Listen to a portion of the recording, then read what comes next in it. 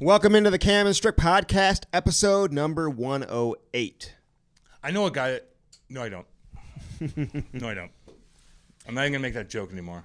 It's not funny. It's a beautiful day today. Beautiful day. You know, the sun makes me feel good. I don't know about you, but when the sun's out, I'm happy. I like how you say this when probably a lot of our listeners are in Saskatchewan. That's like fucking 3 feet deep. They're all skating in their backyards. They're doing their shit. They're having a good time, but like it's like fucking 3 feet deep. Where's this? With a fucking Saskatchewan and Alberta. I have so many guys texting me from Saskatchewan, and I'm like, goddamn right. I know. And they're like, look at the beauty in my backyard. Okay, if you had to rank them, like toughest province, oh god, are you putting Saskatchewan over I don't know. BC, I don't over know. Alberta? BC, yeah. Alberta, I don't know. Redwater, Alberta, where like Todd Fedorik's from. Ontario Oh god, boys were tough too. You know, yeah. There's some shit kickers in Alberta, Scarborough, and shit fucking bad boys. Some noofs. Yeah, some newfies are fucking killers Noofs. too. It's not noofies. It's noofs. I call them newfies. Ryan Close said it's a noof. Look, I played with him. I can call him Newfie. Here's the point. There's shit kickers all across Canada. Okay, well, rank them, dude. Like, who's the toughest? I say Alberta, dude. Alberta is just like that old school fucking... I don't know, but then you get Saskatchewan. You get Saskatchewan. They may take exception with because fucking Chaser and goddamn Joey Kosher dude, and the Sasky boys. Oh, no, you get the cousins. They're all related. Oh, they're all related. I know they're all related. Where I'm like, Chaser, don't brag about that because that means weird things happen. And Schwartz are all first cousins too. Okay, they're all cousins. I know, it's like, what'd your families do back? They're all related. We're the God. Sasky boys. Hey, if I said all my family was like, I know all these people from like Jefferson County, Missouri, and they're like, we're all related. They're like, you guys are a fucking weirdo, incest weirdos. And I'm like, oh no, we're not, but we're related. But in Saskatchewan, they're they're all like, you know, they're just related. Shit kickers. Like, nothing weird or anything. They play baseball up there too. They play ball. Look, it's not baseball. It's called ball. I don't care what it is. Chaser's like, we play ball. It's fucking boring, fast pitch, and goddamn slow. We don't care about baseball, but I know you do that up there, and that's fine. Probably about 2 months out of the year. But the point is, 2 weeks out of the year. We love you guys, and I love the posts when you guys post and send us shit. Doesn't it make you feel good? When you have a rink in your backyard and it's fucking cold and your kids are happy in the freezing cold and you got hot cocoa out there and there's lights and there's music No, they playing. don't even need hot cocoa. They're drinking ice water out there. Those kids are eating ice cream cones out in the middle of the snow. Those kids are 10 times tougher than any kids in goddamn St. Louis. They just are, except for the bad boys. Except for the bad. Come on now, I can take you somewhere. Time out. Where you live, they're way tougher. You go to North County, you call it where I live, there's some fucking crazy shit-kicking motherfuckers. They may take over Saskatchewan. Pretty where quickly. I live is Saskatchewan and Alberta. That's where I live. Kinda. Where you live is like fucking Hollywood-esque. Like I'm a pretty boy. That's I not go to true Starbucks. At all. That's not true. Yes, I go it to Starbucks. is. You act like Starbucks is such a big deal. Dude, you're a pretty boy, and that's fine. And we're both kind of fancy lads now with this, like the whips we have and shit, and I'll accept that. Mm-hmm. But where I grew up, way in the middle of the woods, is like Saskatchewan. That's the bottom line. Well, I went to college in the middle of the woods. Where you grew up is like Montreal in the innards of it, comparable to Canada. It's like, what do you call it? Richmond Hill, Ontario? Yeah. Or you're in like Deer Creek, I don't want to chip Michigan. Richmond Hill, though. That's where Bennington's from, man. Yeah, no, that's fine. He's my boy. Good. It's a it's a good community. That's right. And but there's no killers coming out. And Billy Armstrong's from there, too. And that's fine. But we love it. We love to see the kids skating in the back. I love that so much. You don't even have to have a nice house. You don't have to make a ton of money. You can make that goddamn backyard rink, and the kids are happy, and then you have to force them to come off at 12 o'clock at night like we have to go to bed. I love that. If your kids are doing that, listen to me. If you have to pry your fucking kids off the rink, they're doing good. Don't ever yell at them. You might yell at them if they don't come off, but on the other hand, that's a good thing. I was just talking to Robert Thomas about this. It's an interview that's going to come up on Fox here shortly. And he had this rink in his backyard, and they would skate in the morning. Yeah. They would go to school, come home from school, skate until they left for practice, and then come home and skate again. It's like, okay, that's too much. Just skate. It's just too much. All they do is skate. Here's the deal. And no wonder he's got sick-ass edge work. No shit. He didn't do much last game. Well, he's done plenty in other games. Maybe it's the guys to his... Listen, maybe it's the guys on the wing, too. I don't know. Like, if you want to get into that... I'm not getting into that. If you want to get into that, we can talk about it. Here's what I'm getting into. All you parents out there, I love all you guys. Except for the psychos. Don't be a psycho, okay? You could do it in your head. Don't do it in front of family. Don't do it in front of your kids. Don't do it in front of any fucking other parents. If you're gonna be a psycho, do it to yourself. If you have to go into a different room in your house and express your feelings, I don't give a fuck. Don't do it in front of anybody else. That's number one thing. But number two thing is like, if you have kids and they're playing hockey or roller hockey or doing some sports all day fuck long after school, and they want to do more sports and you're yelling at them to come in, that's a good thing. Are they loitering in front of a fucking grocery store with their buddies smoking darts that are $28 a pack in Canada, by the way? Are they doing that and you're going to bring them home? Is that $28 Canadian? It's $40 Canadian, probably with those fucking little cigarettes in there. If your kids are playing... Are they short ones? Do you get what I'm saying? Are they short ones? Yeah, they're little dinky ones. I love them, though, by the way. I'll fucking smoke the fuck out of them motherfuckers. Here's the deal. If your kids are fucking playing hockey or soccer or something and they're engaged in sports, then you're fine. Are you done? God damn it. I mean, I'm glad what you're saying. Actually, you're I'm talking to your fucking ass, you're to be not honest even with a you. parent. So You're not even a parent. Do I need to be? You're going to be. I'll write a book about parents. You're going to be one. You think you're starting like this professional golf career coming up. I am going to be His a golfer. next career. Now you're going to turn into golf guy, which I can't handle. I'm going to be a golf guy. And I'm going to be like, hey, buddy. Your outfit's as cool as your golf game yesterday. Every joke is about their golf game. Up. It's like, yeah, just like you were shooting yesterday on the course. Hey, yeah. Shut the fuck up. Hey, no one cares. You dress like your short game. Shut up.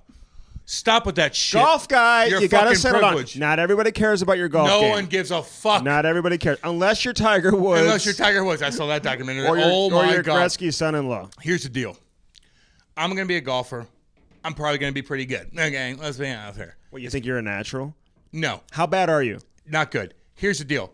I'm an athlete, and I'll figure it out, and I'm committed, and I'm on a golf course now. But I'm not going to do that fucking fancy lad talk. I ain't doing that no more. I'm not going to be like, hey, Andy. I'm going to remind you, dude. I'm going to remind you if you start doing that. Well, you're cold down there, or you're warm. Shut the fuck up. I don't care about your golf game. I don't give a shit. Just don't embarrass me, and let's have fun. That's it.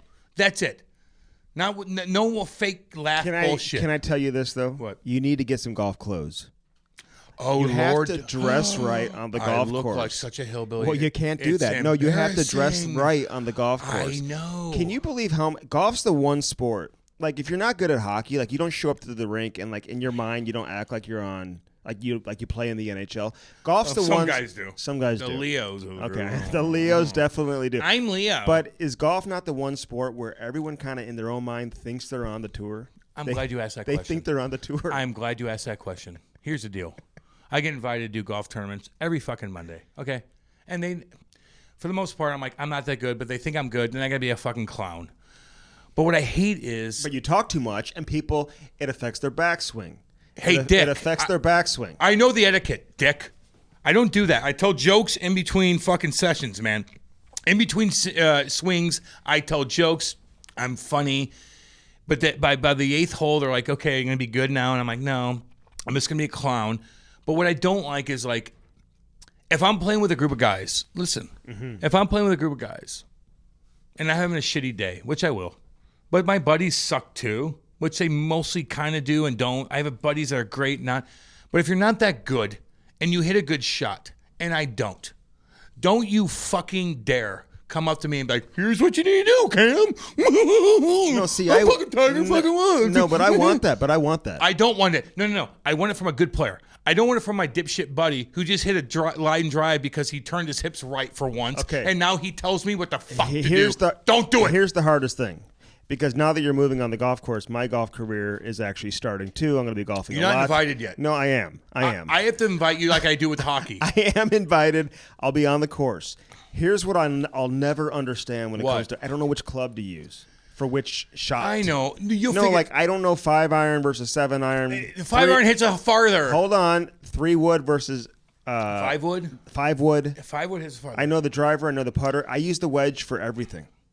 You're so everything. You're so... And I'm natural. I got a natural swing, too. Okay, I'm going to say this to all you guys. I love all you guys. All y'all. I love all y'all.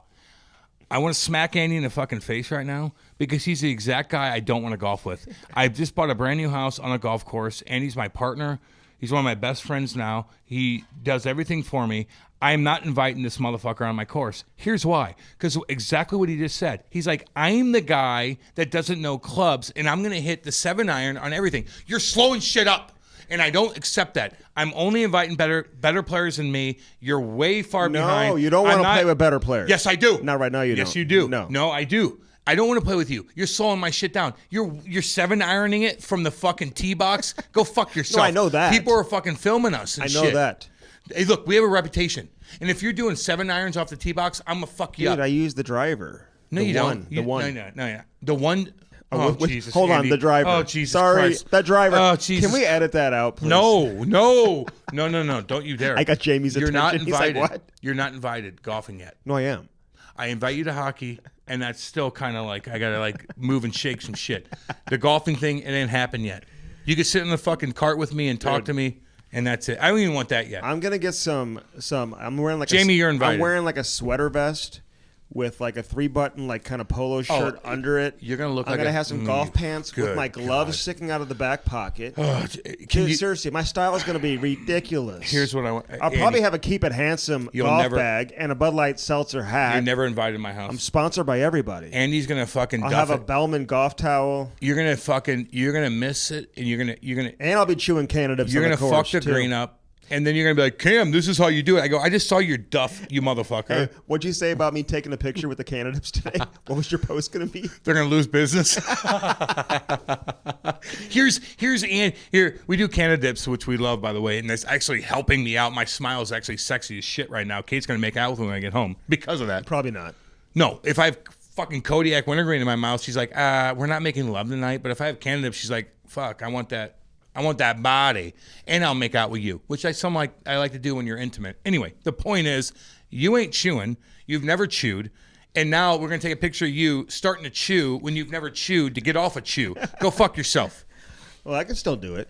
Get off. We can still do what? But that's the thing about candidates. You don't have to be trying to quick chew to enjoy it. That is very true. Thank you. I just think that you're telling people that you're cool, that you chew. I am cool. I have candidates. That makes me cool. That makes you cool. Okay, fine. You're right on that. And I have a Bud Light seltzer. But you suck at golf, so now you're evened out as normal. So now I'm normal. Are the Washington Capitals normal? Can we just break this thing down? What the fuck is going on with this? Okay, so they're in the hotel room, Jesus, Andy. no mask. So weird.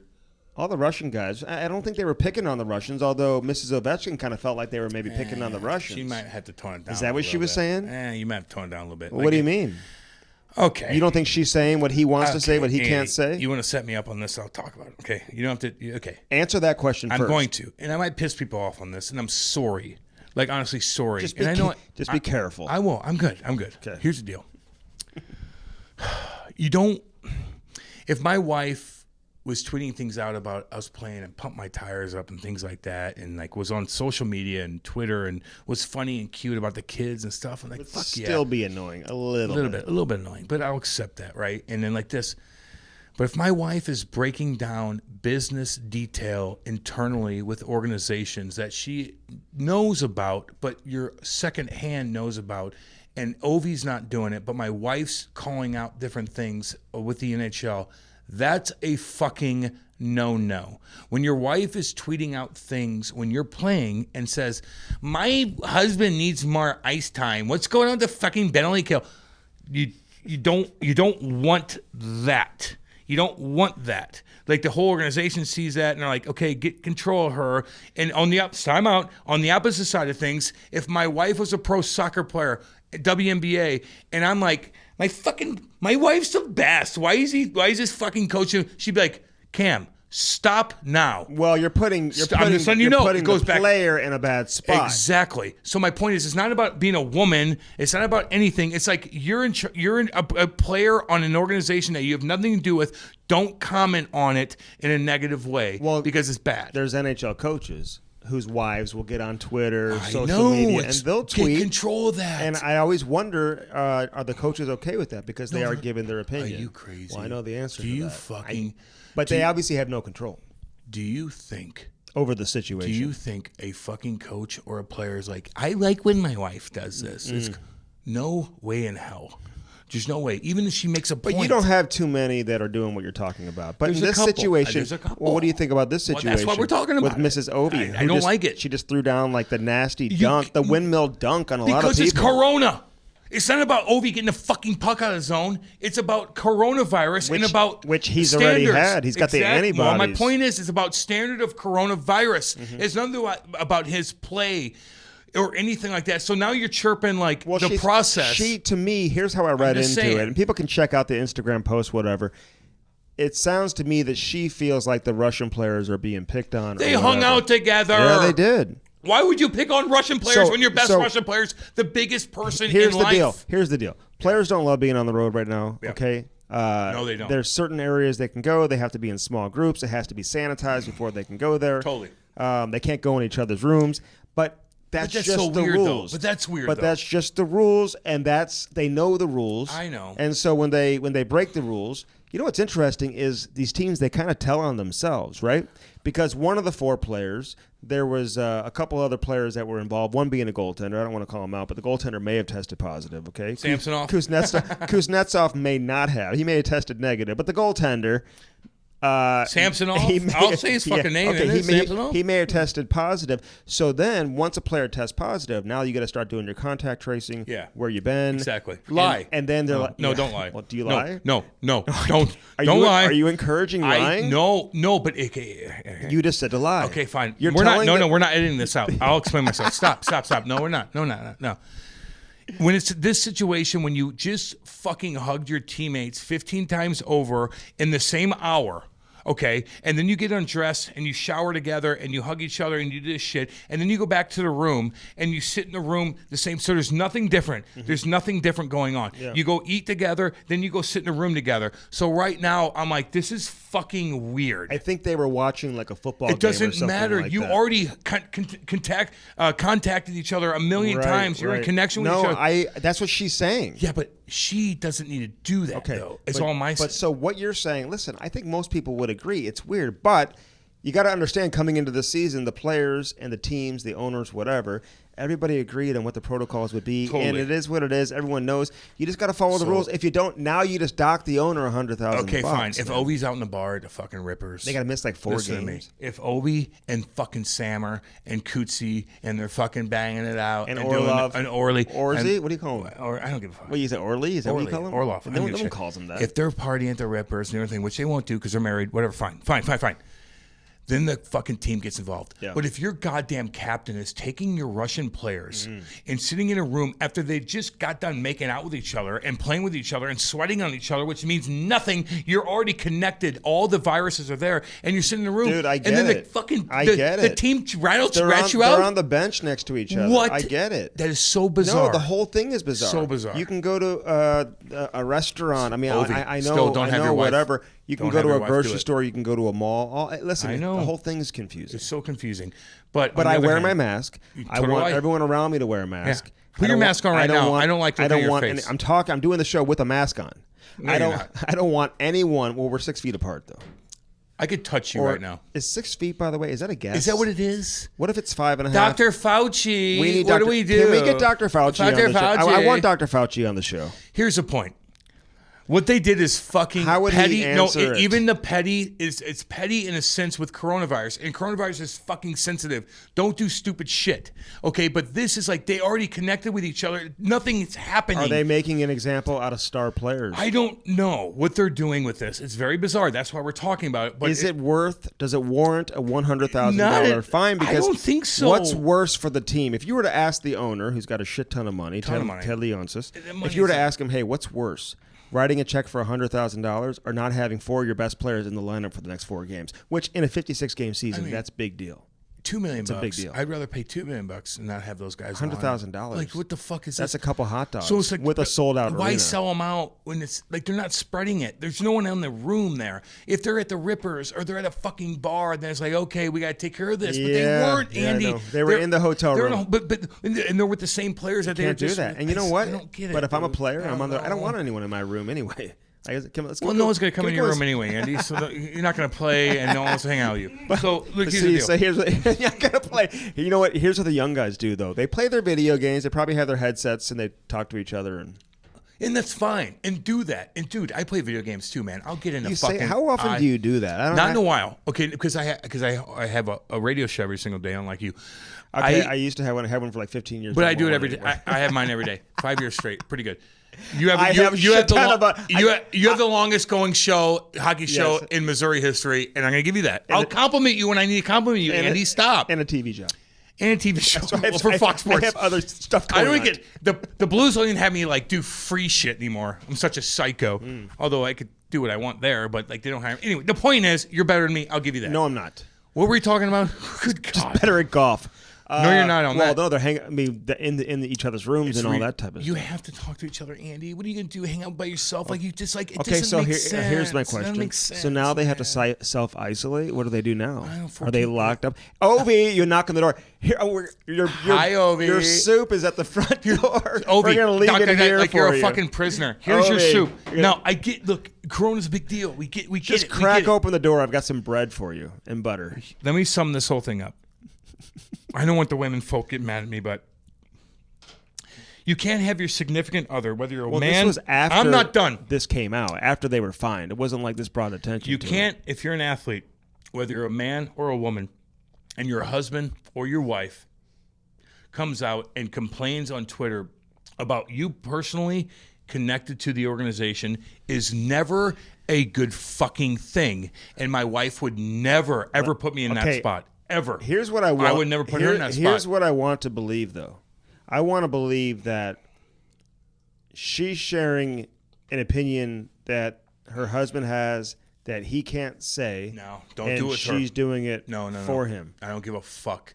You don't think everybody knows? So you're saying the player, if the player knows that the wife is doing it, then put your foot down, Andy. Don't let her do it. Don't do that. Okay. You don't need to do that. Ask her not to. Can you imagine that? Like, can you imagine your wife's tweeting before you even get home? I don't even like my wife to like tweet a picture of me when we're like walking. I don't even want my wife looking at my Twitter. To be honest with you, although she does. Messages. Although my DMs, she goes, everything's open. She looks at it. She controls my email. She controls everything. She's my fucking bulldog. It's like you're my fucking bulldog. It is what it is. I don't give a fuck. I have nothing to hide. If some weirdo sends me something fucking weird, what do you want me to do? I got an open fucking book here. So anyway, what? I guarantee you, every team this morning, when the team showed up to the rink, every team addressed their players about this story. 1,000%. Hey, you see what happened in Washington? Don't let that be us. And you know what else they probably said? Get control you think of your motherfucking family. I don't give a fuck if it's your fucking wife. I don't care if it's your fucking stupid uncle who's a drunk. Nothing wrong with that. Who's a drunk, or your cousin who's a fucking dipshit in fucking Jefferson County, a meth head. I don't give a fuck who it is. If he's got the same last name as you, it's your cousin get control. In Saskatchewan? Saskatchewan, different story, because they're badasses up there. I don't give a fuck.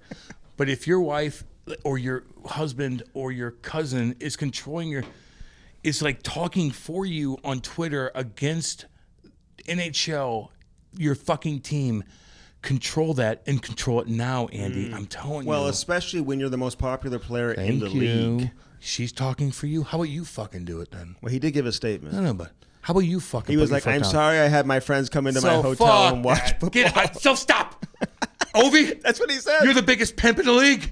You might be the biggest pimp ever, and your wife's talking for you. No, he gave a statement. No. You pussy fucks. Get out of here, Andy. If your wife's He did the high road, and he makes the wife bring in the fucking controversial shit. I don't know. Put your fucking foot down and do it yourself. You're the big dick. Fuck. Okay. Dang, before we get into this interview with Kevin Bieksa. Awesome, by the way. He's awesome. You know, I knew he was Ontario. Some of the guys who didn't play junior, you kind of forget where they're from, whatever. I always thought for sure he was a Western guy. I know. I'm like, he would have been such a wheel in juniors. Oh my goodness gracious! Bowling Green. He didn't play University. Yeah. Well, okay. So I want to ask him. 4 years. I want to ask him this. What'd you learn from there? No. He got a finance degree. Fine. And He's on Hockey Night in Canada, and he made what? he knows how to handle his money. That's the thing. Well, that's the thing. Not he got Hockey Night in Canada because of Bowling Green. Hell no. Hockey Night in Canada. No, because he's a Kevin Bieksa. He minored in television. Okay. Yeah, exactly. Like I went to Bowling Green. Now I'm on Hockey Night. It doesn't work that way. He went to Bowling Green. He played saves his money. 800 games in the show. Got a TV job because he took a couple TV classes at Bowling Green University. That's a different story. Okay? Then I didn't know that. It wasn't because he was a player. Well, I didn't know that. It was because he took a TV no, class. No, he didn't. Get the fuck out of here. But that's why he got the job. But if you learn finance in fucking college, and he's got that's flow the up best. top and it's shaved on the sides. But he could have made $2 million more if he would have made the league at 19 instead of 23. Oh yeah, he would have made the league. Maybe he 19. wasn't ready yet. Nah, he was big. And he beat up Fedorov. That means nothing. It'd be like your name was Jan Jansen. That's like me beating you up, dude. Jan Jansen. And that's my aunt Jan. I didn't never beat her up. She could probably kick my fucking ass. Is Aunt Jan's last name Jansen? Yeah, hell yeah. Jan She's Jansen? a shit kicker. Your grandparents named her that? I don't remember. She's a cousin or something. Stop it. Everybody's my cousin. Fuck. You're like Chaser. I know, it's horrible. Okay, real quick. What'd you have for breakfast today? Oh, I'm getting healthy, baby. Look, the edible egg. I need my brain to be good. Edible egg? The edible egg. That means you can incredible eat it? Edible egg. Isn't that what you learn in fucking second grade? What is it? I eat eggs is what I do. I'll hard boil those motherfuckers, which is a pain in the fucking ass. I'll fucking put that thing in for 5 minutes, and I'll take it out, and I'll unpeel it, and I'll be like, that's hard. That's hard to do. That's hard to do. And I'll throw it away and waste it. But now I'm smarter. I'm smarter because of the egg. I've been eating so many eggs, now my brain works a little better. So I take that motherfucker, and I'll boil it, and then I'll put in cold water, Andy. Yeah. Oh, that's and then how I'll you do peel it. that motherfucker up. Yeah. And then I'll take spinach and put more spinach, and I'll eat greens, and then tomatoes in that mug. And then like bacon, and then like I'll go next door and I'll eat like a Reuben sandwich. To your parents' house? I'll drink beer at 9 o'clock in the morning. What? At your parents' house? Yeah, my dad. My mom's like, "You're stressed out. You want a beer?" I'm like, "Okay."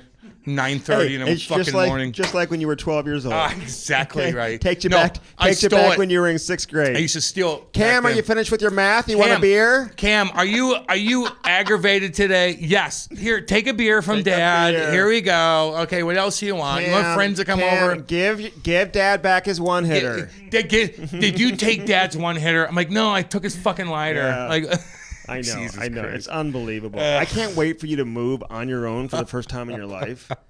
That you can actually live on your own. Where am I weed from then? On my golf course.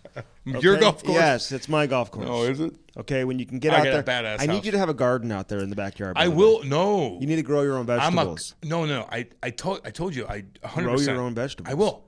What are you going to have? Cucumbers? Yes. You know what? The tomatoes are like the easiest. You can throw like a seed out, and tomatoes are going to grow. Then they just I want jalapeno poppers. No, they don't come. You can't grow jalapeno poppers. That's like something you get This at is like how Applebee's, stupid. dude. That's I'm looking at that's what you Jamie. get at Applebee's. I'm looking at my producer right now. That's where you go. Jalapenos. And I'm looking at him, and he's shaking his fucking head.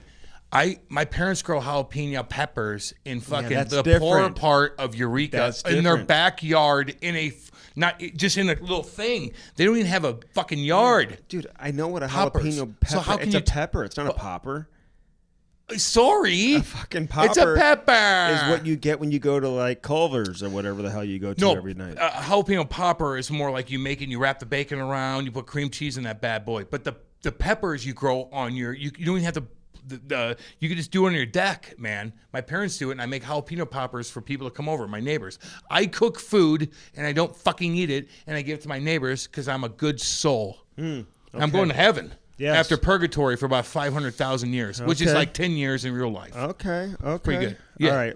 I know what I'm doing. Let's get to Kevin Bieksa. He's a cool-ass dude, man. Yeah. Now doing television, played a long time in Vancouver. Yes, he did. Finished his career in Anaheim. Yep. That'll be a trivia question one day. Where did Kevin Bieksa finish his career? I will not. I mean, I won't remember that. Yeah. So if you ask me that in front of a bunch of people, then you'll get a laugh. Good for you. He and Kessler. Is that where they started the podcast, by the way? I don't know. We should have had him pump that up. I don't know. Kess and Juice. They still do the podcast?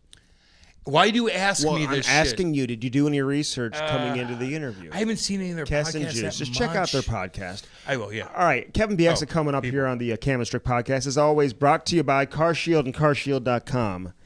Get the coverage today. Get the protection, because here's how it works. If something goes down in your car and it's really bad, and it costs like thousands and thousands of dollars, if you have CarShield, guess what? They pay for it. Yes. Easy peasy. I mean, how else do you explain it? Well, you don't have to. Get your coverage today. And Easy. do it fast. And make sure you do it now. 800-857-2481. 800-857-2481. Mention the promo code CAM. I know it's embarrassing. I know it's hard. Mention the promo code CAM. You'll save 10%. Like, hey, the promo code's CAM. Hey, you want to make out tonight, wifey? 10%. What? Okay, Bud Light, seltzer, baby. All the flavors, you know what they are. Strawberry, black cherry, lemon, lime, mango. Mango. And if you're local, you can go to Instacart, hook it up. Yeah. Schnooks, they'll bring it to you. They'll dump it down their fucking throat. Yes, they will. Just get your Bud Light seltzer and buy it now on Instacart. Will everybody do that for us, please? Please. Just go to Instacart. Easy peasy, baby. Okay, they got the variety packs too. Get all the Bud Light seltzer you want, and then tag us in your photos. I want to have a lot of tagged pictures, a lot of photos coming up here the next couple of days. I don't give a shit if you live in a trailer park. Like, it doesn't matter. Just show me your safe zone, your chill zone. I'm fucking kicking my feet up. The snow's coming down in Saskatchewan. And the fucking kids are playing, like, just show me, baby. I love it. I'll talk to you. Like, I love that shit so much, man. Okay, yeah. So listen, Bud Light Seltzer, man, check that out. Less than a gram of sugar, 100 calories, and a 5% alcohol too, man. So it'll get your mind right. Damn right. Kick your feet up, get your mind right. Gotta get your mind right. Have the grapefruit that's part of the variety pack. They got a lot of other flavors, including pineapple and strawberry, cranberry. Mango. Variety pack is where it's at. No question about that. All right, keep it handsome. We talked to Kevin Bieksa. He hasn't had a haircut throughout the entire pause, and now he's getting some Keep It Handsome products, which is going to take his television career probably to the next level. Yeah. Like if he's on Hockey Night in Canada, like what's the next step for him after he puts this in his hair? What's the next step? Hockey Night in like Europe or something? He may be doing both, like double dipping. Hockey Night in fucking a new planet that has a ton of hockey. It's like the best of the best. I don't know what else you want me to do. Get your hair products. Get the gels, get the sculpting paste, shampoos, conditioners. I use the beard moisturizer. I also use the head balm on my hair every single day. I have Darren Pang using the head balm.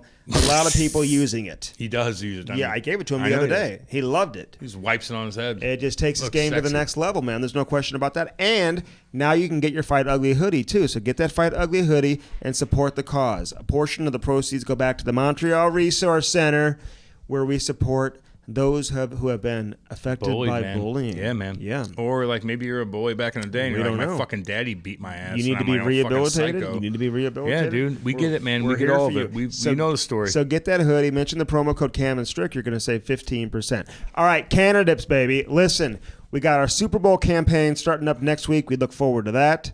Or can we not say Super Bowl? You have to call it the big game. I always forget what it is. I don't think you can say it. People. You can't say it. But they've got a lot of great flavors. Right now, site-wide, CanadipsCBD.com. CanadipsCBD.com. Mention the promo code Cam and Strick. You're going to save 20%. Site-wide. Dude, site-wide. That's sick. Yes. That's badass. It is. Look, I'm doing so much better. Andy and I got a couple new whips, and, chewing in your car is like the worst thing in the world. You fucking spilling shit. You're dropping it, this and that and the other. You take a little Canadip, man. You get that 40-minute drive home. You're just chilling, dude. You're relaxed. You're jamming out to music, whatever the case is. Like, it's just all the little things that I used to do that associate with me and chew and long cut chew, like, I'm replacing it with Canidips. And it's such a great feeling. And my smile's sexy as fuck. What can you describe the feeling? Well, when Kate puts her fucking tongue down my throat, I'm like, I want to fucking bang this out. I didn't describe that. No, that's the big. That's why I'm doing it. Do you feel liberated? Yeah, Kate's fucking sticking her tongue down my throat.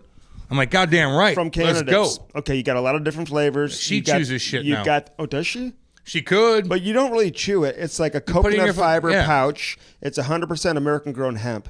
This is the best of the best. We're going to bring Case Mandel, the man, the myth, the legend. Bad boy. Who founded Canadips. We're going to bring him on next week, man, and let him break it down for us. I can't wait for that. Damn right. Canadips. Again, get the flavor that you like. You can still get the California roll. You missed out on the special that we had the last couple of weeks. You have plenty of time to order that and then try to narrow in on the flavor that you like the most. So try all 5, but then find the one that you want right now. And again, save 20% by mentioning the promo code Cam and Strick right there at CanadipsCBD.com. All right, Bellman.com. Our boy Dan Bellman, he's flat out getting it done in Troy, Missouri.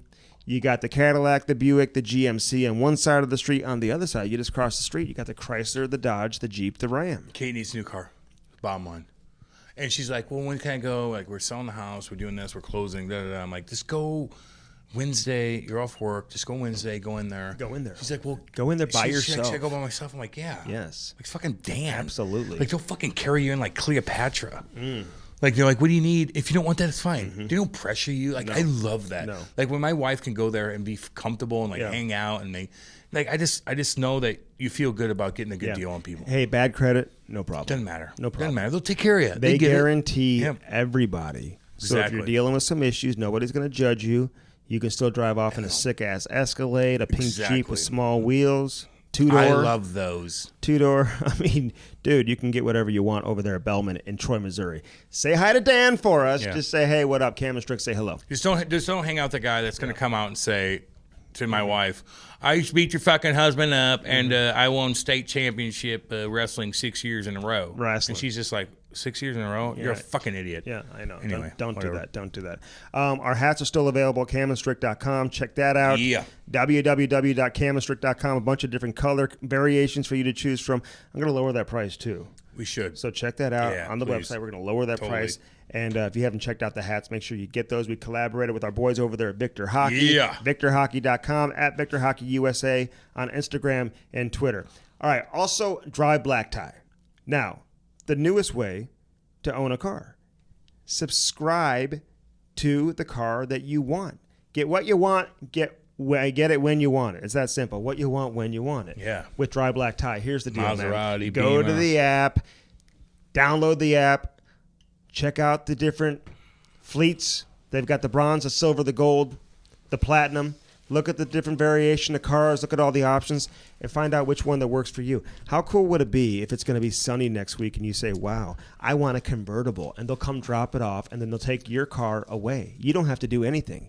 I mean, it is so simple. Cam and I have done this. If it's going to snow, you want a four-wheel drive vehicle, a big-ass SUV, you go to your app and you select it. They bring it to you the next day. Dude, people, this is one of the easiest things you're ever going to see. Drive Black Tie.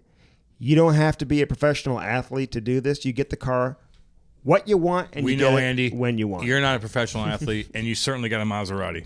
So just so you guys know. Hey, listen, there's so many different cars to choose from. They're awesome, man. You can get in a Porsche. Cam's driving the BMW. How is that thing? It's awesome. It's cool. Yeah. And Kate looks sexy as fucking it. X6. I mean, Kate drives that thing around, like, people, like, follow her around. Like, okay, enough's enough. You look too sexy. So check that out. So now I drive a lot of people reaching out, man. They're like, wait, what is this all about? Drive Black Tie, man. Check it out, man. Okay? When you drive Black Tie. All right, Kevin Bieksa. Cool as shit. Awesome. And he's now a big TV star, too, man. And it's great to have him with us. We've been waiting to bring him on. We finally got him now. Episode number 108 on this edition of the Cam and Strick Podcast. What up? What up? Hey guys, how's it going? What's going on, Is this juice? The big juice? Are you drinking juice right now? What are you doing? I'm just about to make a Wayne Gretzky's salted caramel cream liquor coffee. Oh, dang, now boy. tell us about that. Hold on. Little post-workout treat. This is the new protein shake after a workout. Dude, I read that about you. Like, you work out like you're still playing. Do you still do that? Just tricking myself into pretending I'm still an athlete.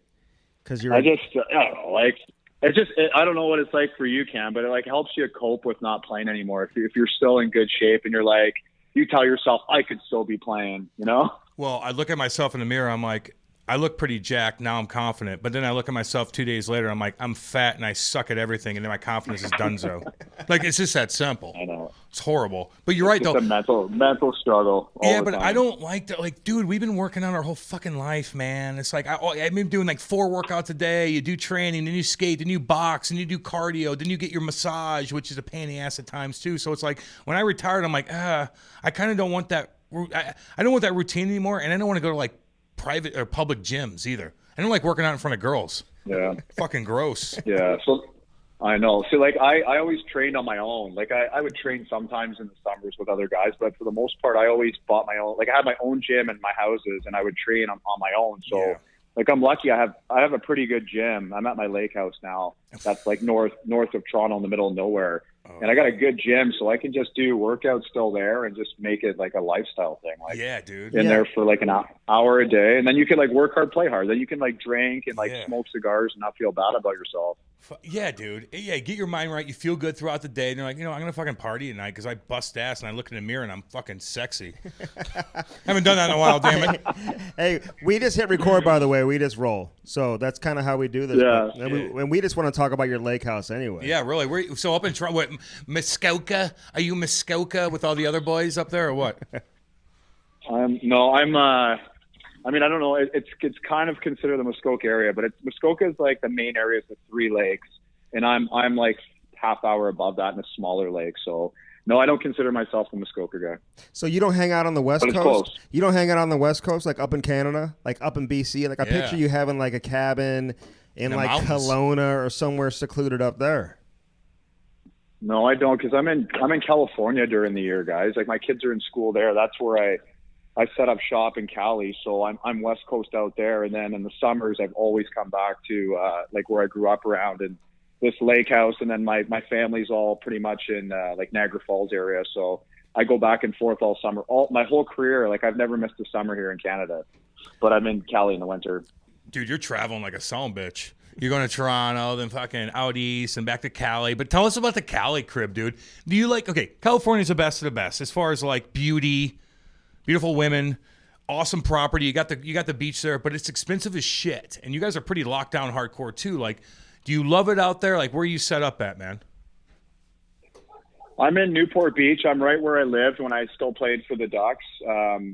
We ended up staying there. It's a nice little like residential neighborhood where like my kids can, like for instance, my daughter's 11. She'll go call on her best friends. She'll go knock on their doors in her scooter, and they'll go down to Starbucks at the grocery store, and they'll hang outside there and just be kids like we were, right? Like it's a safe neighborhood. It's small and it's contained, so it's a great place to raise kids. So I'm Newport Beach, and the hockey rink, the new Ducks practice facility is kind of where my academy is, and my son plays his AAA hockey. So we go back and forth from the rink, and if we want to go to the beach, which we don't too often, I'm more of like I like to go to the beach and go for a run or something, or have a coffee and look out at the water. But if you're a beach guy, like it's only like a 5-minute drive away. So, but honestly, we don't use the beach that much. It's but the lifestyle out there is nice. Like, everybody works out. Everyone's outside, whether they're walking, running, biking, anything. It's just a good lifestyle. I remember as a kid, I didn't go to Starbucks when I was a kid, though. I'm not gonna lie to you. My parents would be like, "You can't afford that. Who are you fucking kidding?" Starbucks.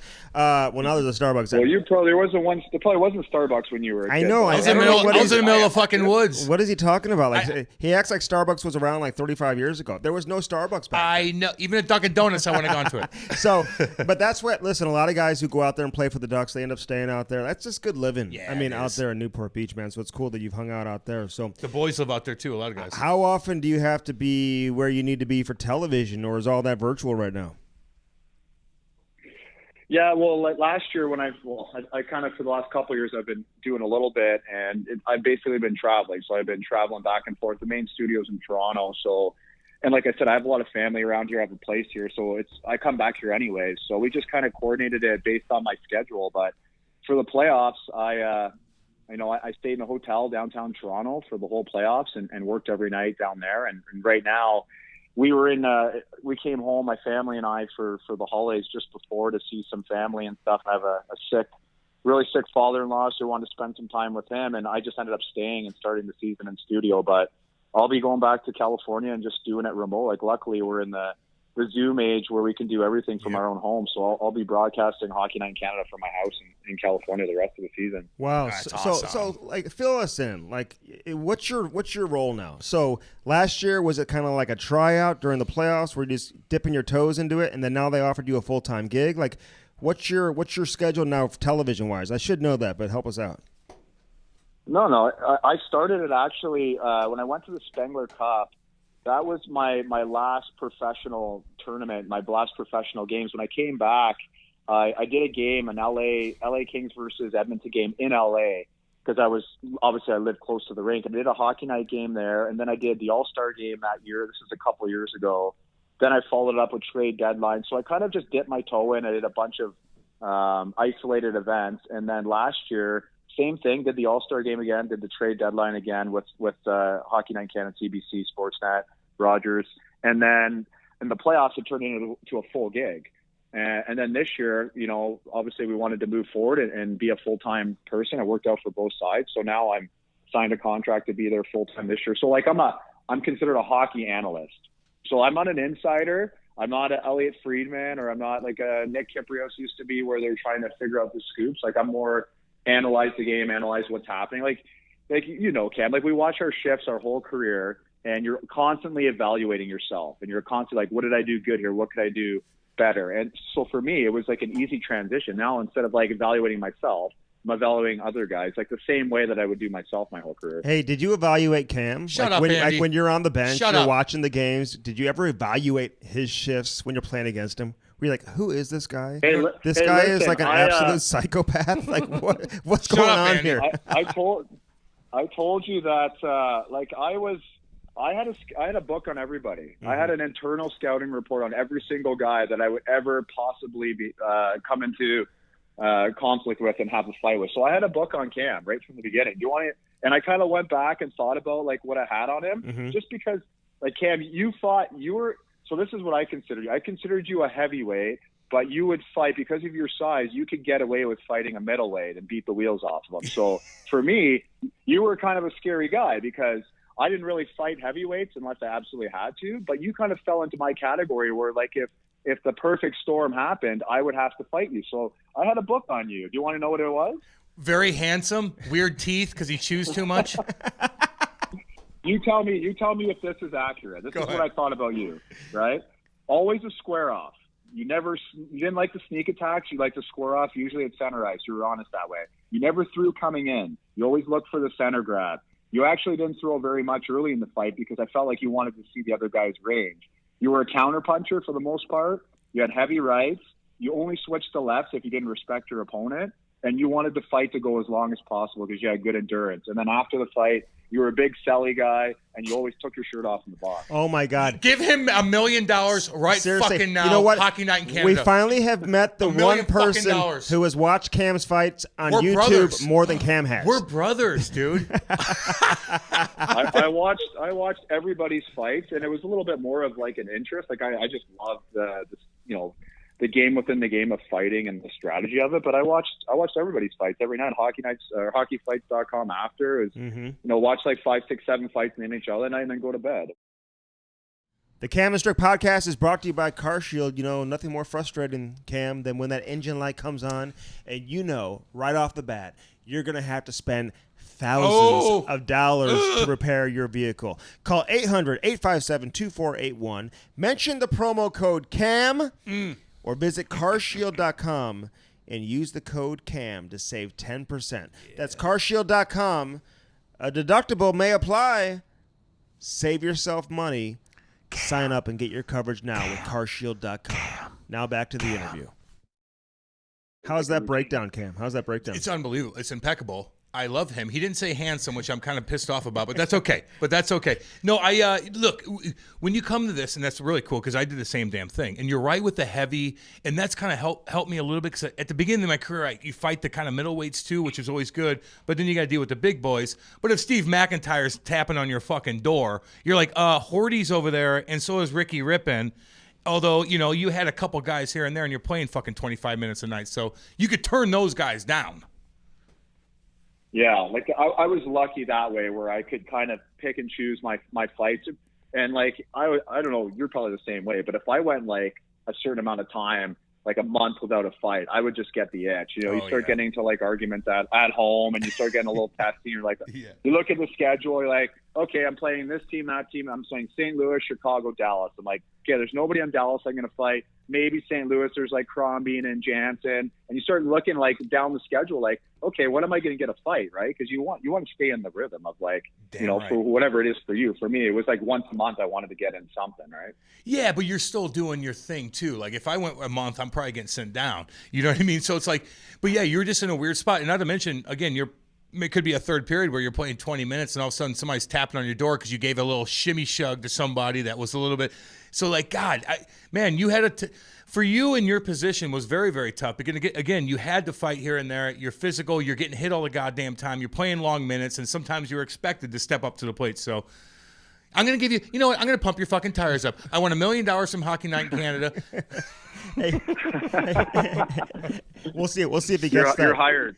You're my new agent. Damn right. There you go. But what would it be like though? Like we talked to Kessler about this a little bit too. Just watching the Sedins, like they would just get the living shit kicked out of them every single night. They'd still put up 3 points each and whatever, be the number 1 or number 2 star. They were unbelievable to watch. But like as a teammate, just watching them get abused though, like how difficult was that to watch at some points? Well, like I did what I could, right? And there's a bunch of years there where our organization didn't believe in having a heavyweight. Yeah. So we were really shorthanded and we were handicapped there because you wanted to protect those guys. And again, like I would try to like do as much as I could. But the thing with those two guys is they never, ever complained. So like when they would get hit and they were so strong on their feet and they were so durable and they very rarely got hurt. So it almost made it easier to take, right? Like they would take a hit, they would bounce off of it. Very rarely were they knocked over. And they just weren't guys that went back to the bench and complained and like yapped back. So, but yeah, you're right. It was tough because you wanted to protect your top guys. But we got tougher as the years went on and we figured it out. Like you said, we brought in Hordichuk and we had Ripper there for a few years. I'd love to hear your version of the Ripper fight because you guys had I was right there. I watched the whole thing. It was a great fight. I wanted to ask you about him too, but we'll get into that in a little bit later. Yeah, no, I just want to know more about Vancouver. Like, I mean, some of the matchups between St. Louis, covering these games for so many years. I mean, even before you came into the league, Juice, like they had great rivalries. Like they met each other in the playoffs. Both teams were good for a long time. Like, how close were you guys as a team? Like, I mean, your overall reflection of just playing there with that group of guys, because you guys were together for a long time, Fun man. Group of guys, I mean, do you guys all get along as well as it looked from the outside? Yeah, we had like a 10-year kind of window there where we were really tight, and it's just because the core, we all came up together. Like by the time I got to the team, Kess and Burrows, we all kind of came at the same time. The Twins they were already there for 3 years, but they were just starting to come into their own and become like top line players. And then we bring in Luongo, so Edler comes up, and all of a sudden there's our core. And we were together for a long time. So you're right, like you do things off the ice, you travel together, you go out to restaurants. And again, we had a lot of different personalities, and we were a very, very internally competitive group. So I don't know like what your practices were like, but there was a lot of arguments, fights, flashes, two-handers in practice all the time, especially for me, Kessler, Burrows. Like we always we were good friends off the ice, but I'll tell you, I'm not losing a battle to Burr or Kess in the corner without going down with a fight, right? Like, and there was a lot of times where coaches had to break slashing competitions up and punching and a lot of threats, right? Like we were just a very competitive group, and that made us a lot better team. It made us success. And I try to tell that to my kids' teams that I coach, and I'm like, guys, listen, you have to be so competitive and in practice and intense because you're going to make each other better. Isn't it weird, though? Isn't it weird that people always ask me that, too? Like, what if he's your buddy? Would you fight your buddy? I'm like, you fucking ain't right. Fight my buddy. I want to piss pump him and then prove to him that I'm tougher than he is. And then I'm still gonna love the guy, and we're still gonna go out for beer. But you have an extra component when it comes to your buddy like that. So I just think people don't really understand that. I try to tell people, like, there's not many people that I've fought in the NHL that I haven't been either friends with or cordial with afterwards. Like, you almost like after you fight somebody, you develop a respect. There's only a few of those fights where you absolutely hate the guy. He's a rat. Yeah. You just want to beat the wheels off of him, right? Yeah. But for the most part, like I remember I fought, quick story, I fought Tom Kostopoulos in Vancouver the one year. He was in Calgary, and he was having a good year for fighting. Like, he knocked out a couple guys, but I still thought, like, he's a guy I should give it to. So we fight in Vancouver, no defense, going toe-to-toe. He catches me before I do. I kind of do like the half squat and come back up. Linesmen come in. It could seem like it wasn't terrible, but his one punch closed. By the time I got to the trainer's room, it closed my eye, knocked my tooth out, and dislocated my nose. Ooh. So I go back into the trainer's room. Doctor's like snapping my nose back into place. Eyes completely shut, so I can't go back and play the rest of the game. So, you know, I'm embarrassed, right? More than anything, when you lose a fight, you're embarrassed, right? Mm-hmm. Like, you don't care about the injuries or the pain. It's like your ego. So the next game we play them, I think it was at the end of the season, and Rick Bowness comes out to me. He goes, I know you want to get them back, but it's not the time. Like, we have playoffs starting next week. They're not in. Just wait. So I had to wait like 8 months later till the next season. And he was starting, And I just skated up to him and I go, "Hey, Costo, we're going here." And he goes, "Yep, no problem." Yep. Like no argument, nothing. Pucks drop, we square off. I come in with a mini Superman, split him open. Kind of, he goes and gets stitches. Like we're even now, right? Like he won one fight, I won one fight. So you fast forward to All-Star game where I'm in Disneyland for the first time ever with my kids. They're young. Come down in the elevator. Elevator opens. Who walks in? It's Christopoulos and his 2 kids and wife. Oh. And the 4 of us the 8 of us are in the elevator together, and we just look at each other and just start laughing, right? We're like, hey man, how's it going? Then the elevator opens, he leaves, and my wife goes, "You know that guy?" And I go, "Remember when I was in the dentist till 4 a.m. that one day?" She goes, "That's the guy." She goes, "He's so much smaller than you." You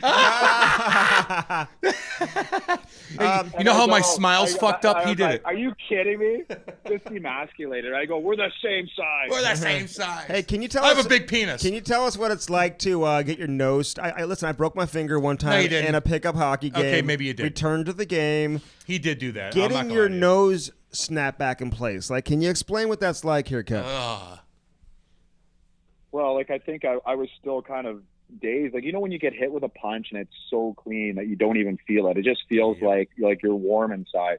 So it didn't really hurt, and I was kind of still in la land. So when the doctor, who was a great guy, South African doctor, Dr. Wilkinson, he's just torquing on my nose, trying to snap this thing back, and I think I was laughing.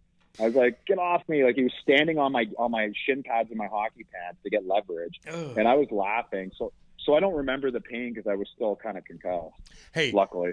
Okay, so, and not to mention you're probably crying. Not that you're hurt, but when anybody fucks with your nose, you automatically cry. So you just look like a bitch one way or the other when you caught in the nose. But hey, explain that real quick. So you said you got buckled and your knees dropped, and all of a sudden you came back to life. Basically, you got back up. You knew where you're at. I explain that situation all the time when I get caught in a fight. Like you explain it. Well, like I got hit with the punch and it was a very clean feeling, and I kind of like your legs kind of go, and I kind of dropped, and just as I was at the bottom of like a squat, I like caught it and I stood up. So I did like a kind of like a half squat, and I watched it over to see what it looked like, and that's what it felt like. And then as soon as I got up, it's like you snap back into it and you're back into like fight mode, and you're like trying to get your grab, and right away the linesman's right there, and I was kind of confused. I'm like, "Oh, is the fight over?" And he goes, "Yeah, it's over." And then I go to skate to the penalty box, and he's like, "No, Kev, go to the dressing room." And I'm like, "Really?" And he goes, "Yeah, just trust me. Go to the dressing room." I probably see my nose on the side of my face, but it's such a clean feeling. But it's weird because you lose your not consciousness, but you lose control for like a split second.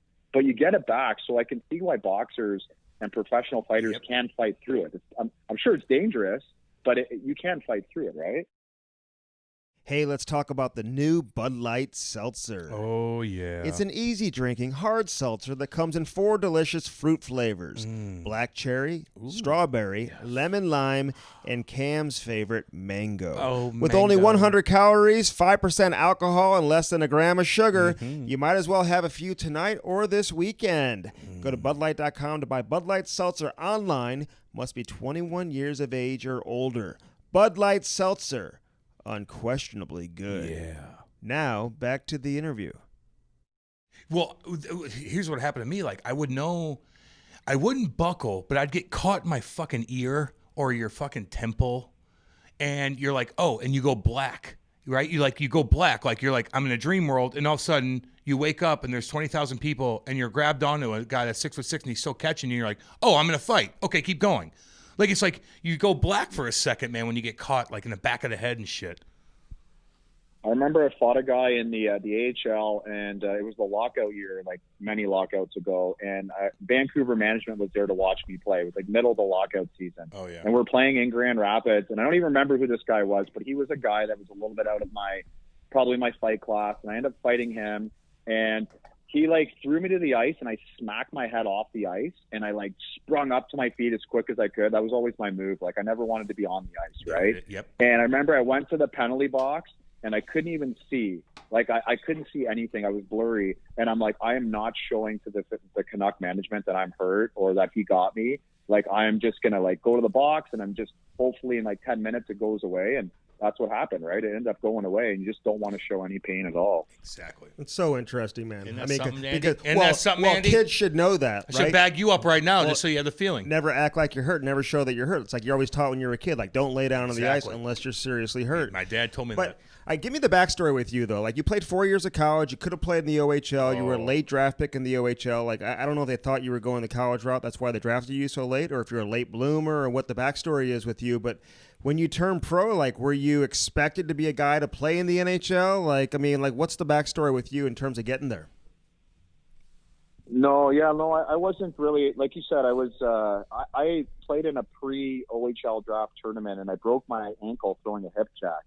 So I didn't play in the actual the actual tournament right before the draft. So yeah, like I fell from like whatever 3rd to 5th round. They rank you to 17th round, and then Don Cherry ended up taking me with their last pick for the Mississauga Ice Dogs their first year. So I go to camp, and I remember like it was a pretty physical camp. Like all the older guys come in, and it's like Don Cherry wants to see fights. You guys are all going home, so everybody fought. So like I remember I beat up like the 2nd round pick of my year, the 5th round, and the 8th round. And I end up kind of making the team. The general manager calls me in. He goes, "Yeah, like you had a good camp. Like you didn't really play like a 17th rounder." It's like, well, gee, I hope not. So they basically offered me a spot on the team, and I said no. Like I was going to kind of try to go the college way and get a scholarship. It's just a decision I made with my dad. And then after college, got drafted after my first year in college to Vancouver 5th round. Like not exceptionally high by any means, but. Didn't hear much from the Canucks my last 3 years of college, and then basically went to camp, and I was penciled in, I think, to start in the East Coast League and just worked my way up, right? Just tried to stay in the lineup. Got into an infamous bar fight with a Russian outside of Earl's that I'm sure you've heard about, that Brian Burke tells the story about all the time. We talked about it. We want to know the real story. We talked about no, we're asking you the real question, so just keep going. We'll get into that. Fuck's sakes. No, I just at the end of your senior year in college, usually you want to go play somewhere after because you finish in February, so there's obviously an AHL East Coast League. So I my agent didn't return my calls for a couple of years. Guys from Octagon Sports. His name is like Brian Deasley, I think. Didn't return my phone calls for 2 years. Wow. And so finally, I ended up switching agents. Jordan Sigalet, who was our goalie, and he's the goalie coach for the Calgary Flames right now.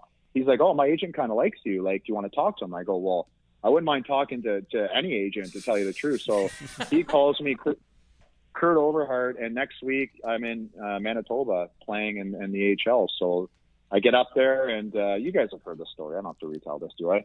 Yeah, you do. Go ahead. Cam can't read. He hasn't. I know KO Sports though. So keep going. Oh yeah, Kurt's my guy, by the way. Yeah. You Kevin, can tell him. Magnuson too. Go ahead. Yeah. No. So like I get called up, and at first I'm just practicing with the team because they're not officially eliminated from playoffs. So after the one game at the old Winnipeg Arena when they still had it, go to the game, and it was like a 2:00 game. So after the game, we all go to the bar. Right down the street after we're officially eliminated from the playoffs.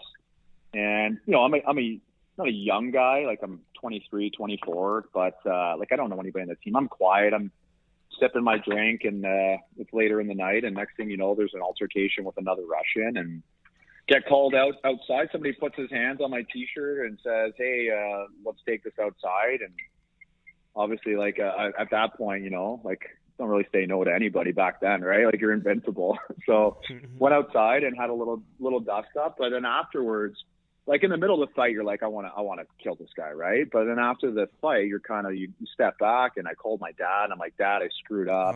They're gonna send me home. Like I haven't even played a game yet, and I got into a fight with a teammate." I He's know like, the feeling. Well, he goes, "Who'd you fight?" I go, "Sergei Fedorov's brother." He goes, God. "What? Why would you do that?" I go, "I don't know. Like it just happened. Like I don't even know how it happened. It just kind of started, right?" And anyways, it ended up turning out that it worked out, and him and I were fine after that. And but went what out the for lunch, fuck was like a week later. What the fuck was he? Okay, so wait, time out for a second. And Berkey, we had Berkey on too, and we talked about you a ton. Talked about you with Ryan Kessler, but in this particular situation, I get it, man. I fought guys. I had one of my teammates bite my fucking forehead in a brawl. And he bit my forehead and had a bite mark on my forehead for 3 weeks. So, I want to chop his fucking head off like King Henry VIII style, but I didn't do it. But what's Fedorov? Is Fedorov one of those guys that his brother plays, and now he's got the name, and he's coming in a fucking he's a can, big deal. and I'm a fucking big dick, and who's this motherfucker with sick hair that looks tough, and he spills a drink on me, which who gives a fuck anyway, and all of a sudden he's challenging you outside, like break that down specifically, because that just makes no sense at all, or was he just wasting on vodka? Well, it wasn't. I didn't even spill the drink on him. I didn't spill a drink on anyone. I was flicking my straw, and my straw flung out and kind of just brushed one of his Russian friends, really skilled defenseman. It brushed him. He turned around, and he was kind of overreacting to it. And I'm like, hey, man, like, it's an accident. Sorry. And he just kept making a scene. I'm like, hey, like, shut up, all right, or I'm going to knock you out. And then that's when Feder grabbed me. I was sitting at a table with him and his billet dad and his billet brother, and it was just the four of us. It was awkward. He grabbed me and he goes, "Don't say that." Wait a minute. What is going on? Wait, dude, Kes. Kes. No, it's not Kes. It's Bieksa. I'm no Bieksa. When I've heard this story, I assumed this was like a team gathering. This is just the four of you guys there at the bar. It was the four of us at a table. No, the whole team was like, Dallas Eakins was the captain. He was there. Nolan Baumgartner, who's the coach for Vancouver, he was an assistant cap. I think Mike Keane was there too. I think Keener was on the team at that point. Sean Pronger was there. Like, the whole team was there. But when we went outside, it was minus 25 out. Like, nobody came outside. They're like, we don't care. Like, it's freezing out there. We're not going out. So it was just him and I, and then the guy who I flicked or hit with the straw, he came out. So it was actually a 2-on-1. It was the two Russians against me. So when I squared off with Feder, I'm squared off with him, and then all of a sudden I took a leg kick. I took a leg kick from the side, from the smaller Russian, and I'm like, what the? So now I'm like checking leg kicks, and I'm like, I'm just going to focus on the big boy, because Feder is big. Like, he's like 6'4", 225. I'm like, I'm going to focus on the big boy and just eat the leg kicks. And then whatever. This is the most I've ever talked about it. By the way, that's why you come on. See, we want to hear the real story. Emelianenko. I want to know what kind of shape he was in, because the blood was in the snow. And first of all, minus 25. Like, what is that in Fahrenheit? I got to know what that is in Fahrenheit. 15. Okay. Oh, it's 15 degrees. Yeah, 15 degrees. Okay, so that's pretty damn cold. No. And listen, Cam has no idea. Wait. Time out. If it's minus 25 Celsius, it's probably like 10 degrees, 15 degrees Fahrenheit. No. Way colder than that. I know. See, thank you, Juice. Thank you, Juice. Dude, I mean, damn it. Did I fuck this up? It's minus 13 Fahrenheit. I know. See, Cam thinks you're wearing flip-flops like you're in Newport Beach, like hanging out outside. Minus 25 Celsius is minus 13 Fahrenheit? Yeah, somewhere around there. Yeah.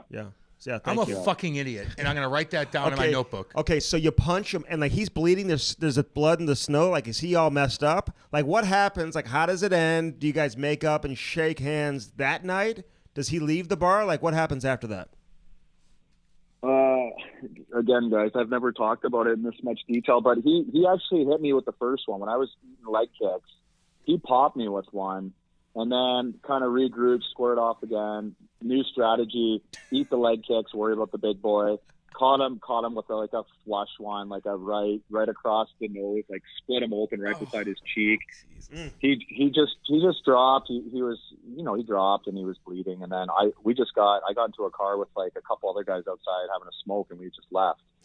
And I went back to the hotel and knew it probably wasn't a good situation, and then went back to the hotel, and I called my dad right away. So it would have been, whatever it was when I called my dad, and he was my guy that I'm like, okay, Dad, like, I screwed up. What do I do now? And he's like, just wait and see what happens, and got the call the next day, and it was honest with them and said, this is what happened. I'm sorry. It shouldn't have happened. And then it ended up working itself out. And Feder and I, the next day or maybe 2 days later, we had a team meeting when we came in, and Dallas Eakins again was the captain, and he's like, okay, we're not going to let this get out in the media. It stays here. Everyone's good. Break. And then that worked. Whatever. Like, I'm not going to hold a grudge, right? No. Like whatever. Hey, man, how's it going? You laugh it off, right? Yeah. Hey, Feder, he didn't hit you. Feder, chill out. Chill the fuck out. Hey, you can Feder. eat those leg kicks. Like, he's going crazy. And listen, I'm glad you stuck up for yourself. So wait, real quick, and we'll move on. Yeah. But just for people who may not know, so Berkey, he calls you and he says, hey, what happened, whatever. Then he signed you to an entry-level deal. You didn't have a contract already? I was on a PTO or an ATO, an amateur tryout. I gotcha. Okay. And so I never actually talked to Berkey. Berkey was the GM of Vancouver, but I talked to the assistant GM of Vancouver, the GM of Manitoba and the head coach, which was Stan Smeel. He was a great guy. So went through the chain of command and it got back to Berkey. And yeah, like Berkey I wasn't on the call with Berkey, but he said, well, I like guys like that. Sign him too. Like, so he signed me to an entry level, I think. Yeah. But I mean, I played some decent hockey when I actually got in there. But oh yeah, Berkey likes to say that's the reason he signed me. Yeah, it wasn't all about fighting. Although, if you would have played juniors, you would have been a fucking pimp. But dude. people who are listening to this, a fucking pimp. well, yeah, juniors. people who are listening, they're like, wow, Kevin Bieksa, like he just fight all the time. Like you were a hell of a player though, man. Like I mean, and you played over 800 games in the league, and you had a great career. Like, so people should know that. Time to talk about our boy Dan Bellman. Ooh. Bellman.com. That's with 2 N's, not one. BEHLMANN.com. Hey, check out the new inventory. Check out the pre-owned vehicles. You looking for a Chrysler, a Dodge, a Jeep, or Ram? How about a Cadillac or a Buick GMC? All in Troy, Missouri. Get your new wheels in time for the winter. Now back to the interview. I got to ask you about Alex Burrows though, because like when you're on the outside and you're paying attention to Vancouver, like people absolutely hate that guy. They do. And then you respect him because he could actually make plays, he could score goals. It's just an interesting player to try to understand, kind of like Max Lapierre, and then he comes and plays here. He's actually a pretty good guy. I like Max, when he came to St. Louis. But Alex Burrows, like how would you explain him to people who don't know? He's just like you guys said. Like he's one of those guys that you play against and you think, his teammates can't possibly like him. Like he's just a rat out there. But as a teammate, he was one of the best teammates I ever had. But I played against guys on other teams that I felt the exact same way. Like he can't be a good teammate. Like his guys can't like him just the way he plays. And then sure enough, you find out, oh, Vern Fiddler's actually a pretty good guy. Oh, Colin Frazier's actually a pretty good guy. So Burr was an exceptional teammate. He would do whatever it took to win. So if he had to mouth off the other team and get beat up by somebody to draw a penalty so we could score and win, he was on board. He would do whatever it took. He would go to the dirty areas. He cared so much about winning. Like he just wanted to win all the time. He was not a guy that needed to get his. He was the ultimate team guy and a guy who worked his way up. How many guys played in the East Coast League and then had to work their way up to get to the NHL? And then turned into a really good NHL player scoring 30 goals a year. Like, not many, right? So underpaid, too. Didn't he sign that long-term deal for like $2 million a year, and he was scoring 30 goals? Like, underpaid player, wasn't he? Getting penalties, doing his shit. Yeah. He had a year. He had the 1 year where he just started playing with the Twins and caught fire, but he signed his extension. It was a good deal for the team, and then but it's after that, if you probably don't remember, but he ended up getting paid after that, which was nice. So he got fair money. He ended up making his money the next contract, which was well deserved. Where'd you live in Vancouver? And like set up that for us, like playing in Vancouver. Yeah, you stick out, okay? Like you stick out, especially with your hair right now and it's fucking flowing. Don't get me fucking started on that. And I love it. If you cut it, I'm gonna get fucking pissed at you. If you cut it, I'm gonna get pissed at you. Go. What? You want to talk about my hair quicker? This is the thing. It's COVID, right? I haven't had my hair, like the top part cut in like a year. And I just get such a kick out of it, how everybody is so fascinated. Like they think I'm trying my hardest to style my hair. I'm just having a good time. But when I hear people's comments not liking my hair or liking it, I just eat it up. I think it's so funny. So I just want to keep her going. Like I want to try something new. Sexy as fuck. I swear to God, if you cut it, I'm going to get pissed at you. Here's the deal. You're in Vancouver. Write that down. You look great. If you're in Vancouver, okay, like what's it like? Because I remember like we all go up there. We played you guys in the playoffs and in 08 and things like that. And like the city and how everybody knows who you are. Like, what's it like living there? Did you go out? Did you take the team out? Could you even have a gathering in that town and not have people go fucking psycho on you guys? No, it was awesome. It's a lot of fun to go in that city, and we could go out. Like we would go out to certain spots, obviously, and small groups. But people gave us the respect, and you'd have to take a lot of pictures and sign autographs. That kind of comes with the territory, but eventually they would leave you alone. Like I remember a lot of times walking the seawall with my young kids and people like wanting to take pictures, and I accommodated probably 99% of them. But if I had one kid in one arm and one in the other, and they saw that I had a coffee, I'm struggling, they would respect it. They'd be like, "Hey, nice to meet you." Like I had no problems having a quick 5-minute conversation with every fan that wanted to talk hockey. Like it's a great city. Like they're they're super supportive hockey market. Like, I have nothing but good memories there. How'd you guys look at the whole Luongo situation, like with his long-term contract and just like so much drama surrounding that contract? Then they name him captain, which I never understood. Like, why the goalie has to be captain. Maybe you can help us understand that. Like, do they really need, like, they had the C on the helmet too, right? It wasn't even on the jersey; it was on the helmet. But just dealing with all that, like considering like his stature inside the dressing room, how'd you guys deal with it? Well, like, it wasn't that big of a deal in the dressing room. You have to remember, before Louis came to Vancouver, we weren't really a bona fide contender. Like, you're not a contender until you have goaltending, I think. So when he came in 2006, that made us a contender right away. And we owe a lot of our success to Louis. Like, it starts from the net out. So on ice, the guy was a stud. Off ice, he was a great teammate. He, like, kept to himself a lot, but you really started to see his personality when he joined Twitter and started having some of these funny tweets. And he's a funny guy, but he's like recluse and he keeps to himself and he's, private and values his family time. But he, like all that drama that he had to deal with, that didn't really affect us. Like, we didn't talk about too much. As a captain, I'll tell you, like, it's not like he changed as a captain and started running meetings in the room. Like, he still kind of kept to himself. The only thing that changed is that he had to do a lot more media, which I don't think he enjoyed. But as far as, in the dressing room, we still kind of had like our leadership group, and he kind of did his own thing, like his own preparation, like most goalies do. So not much changed when he was a captain. No, I get that, but to name him captain when you have leaders on that team like that, especially during the play when the goalie can only do so much, talking to refs, talking to the boys every single shift, like your captain needs to be vocal on the bench and seen. And when you're a goalie and you're a leader like that, it's just kind of bizarre, wasn't it? It was unique. Nobody else did it, right? But like I said, we had Willie Mitchell, who was a really outspoken assistant captain. We had Kess. We had the twins that were starting to come onto their own. Like, I was a pretty outspoken guy, so we had a good core of like loud leaders. So we did, honestly, like, you named the captain assistants, but we kind of did it by committee for a number of years there. I hear you. What about Torts? I remember being in Vancouver. The Blues played Vancouver coming out of the Olympics in 2014. And he had like called out the Sedins or said something about the gold medal game. I forgot exactly what he said, but there was so much. I was like, wow, man, I never seen so much media for like a coach's press conference here. Daniel Day-Lewis. And they're just grilling this guy. Like, the media there can be cutthroat. But was that experience like enjoyable? Were you guys like, what is going on here with Torts being the coach? Like, how was that?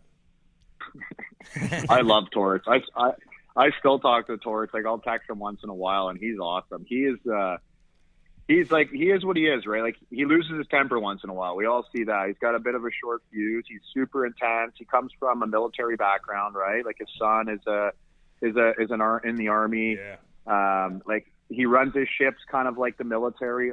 I loved it. Like, we didn't get off on the best foot, but we had a meeting. We had a blow up early in his tenure with me, like, where I went into his room and we had a bit of a yelling match, and we both really started to understand who the other person was. And we're very similar the way we approached the game, really intense, wanted to win, selfless, like, did whatever it took.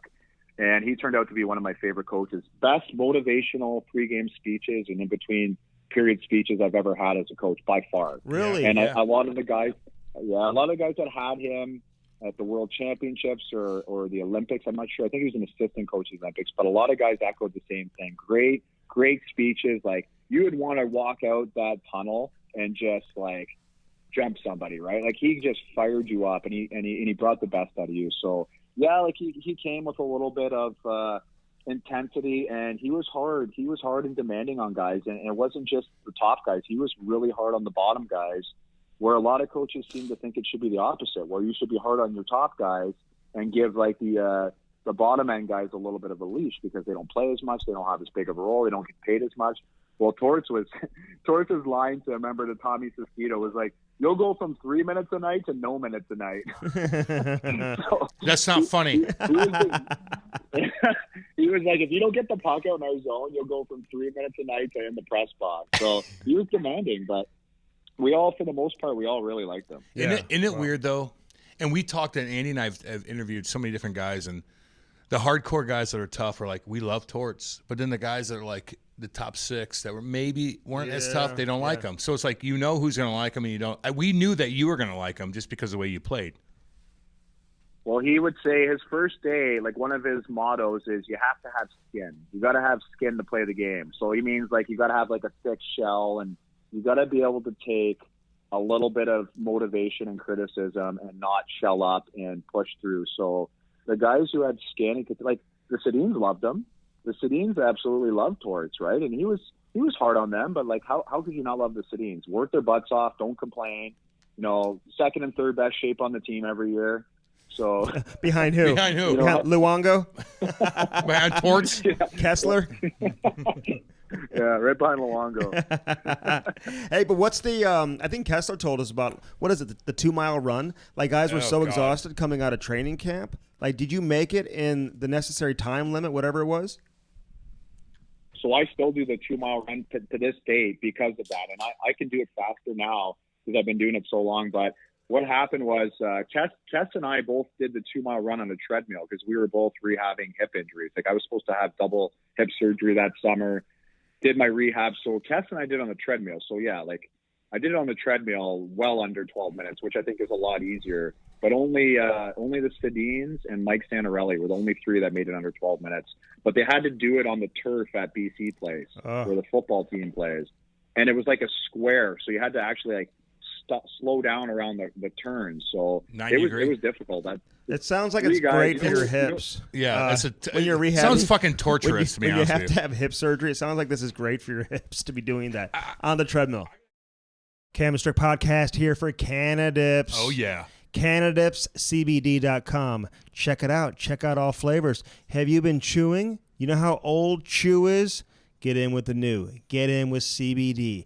Canadips. Check out all the flavors. Get yourself a California roll today and find out which one is best for you. Mention the promo code Cam and Strick and you'll save 50%. CanadipsCBD.com. Now back to the interview. I got a question for you, though. Hockey Night in Canada, you know, you're an outspoken guy. You're very confident. Like, do they ever, like, sit you down and say, let's go easy? Or do you look at a game and you're like, I'm going to blow up on this guy. And you're like, wait, maybe I shouldn't. I need to be a little bit more reserved. Like, explain that whole situation, being on the spot like that and being who you are. Yeah, well, they're great. They're very supportive. They let me be who I am. So there's not a whole lot of direction as far as, you know, try to act like this, try to be like this. But they tell you, like, you can say anything on air once, right? So you have to pick your spots, obviously. You say the wrong thing, and that's your career. So you have to know the day and age that we live in, right? Yeah. So I'm very aware of what's going on around us.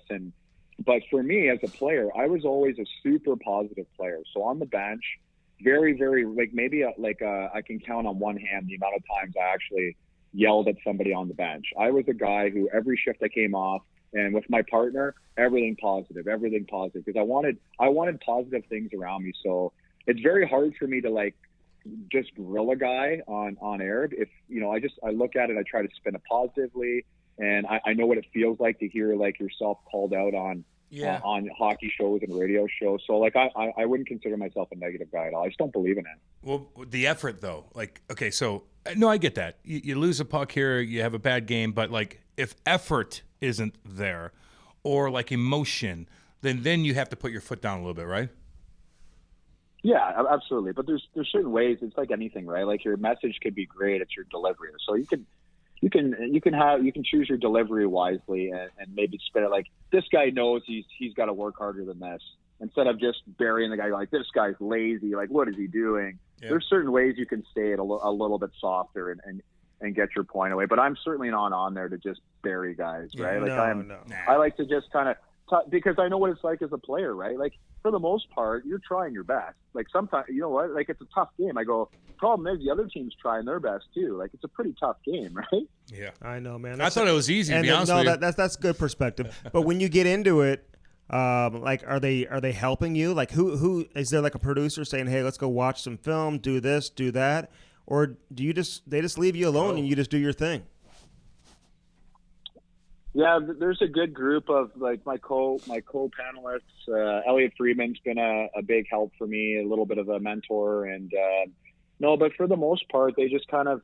It's funny, like you kind of have to be a little bit self-sufficient, right? So we're watching the games all together, behind the scenes when we're not on, and we're all kind of picking out what we want to talk about. So we're all seeing like what did we notice, and we'll have a lot of conversations off camera, and then that kind of dictates what we talk about on. So I'll look for something. If I see something, I'll be like, okay, clip that. I want to talk about that next period.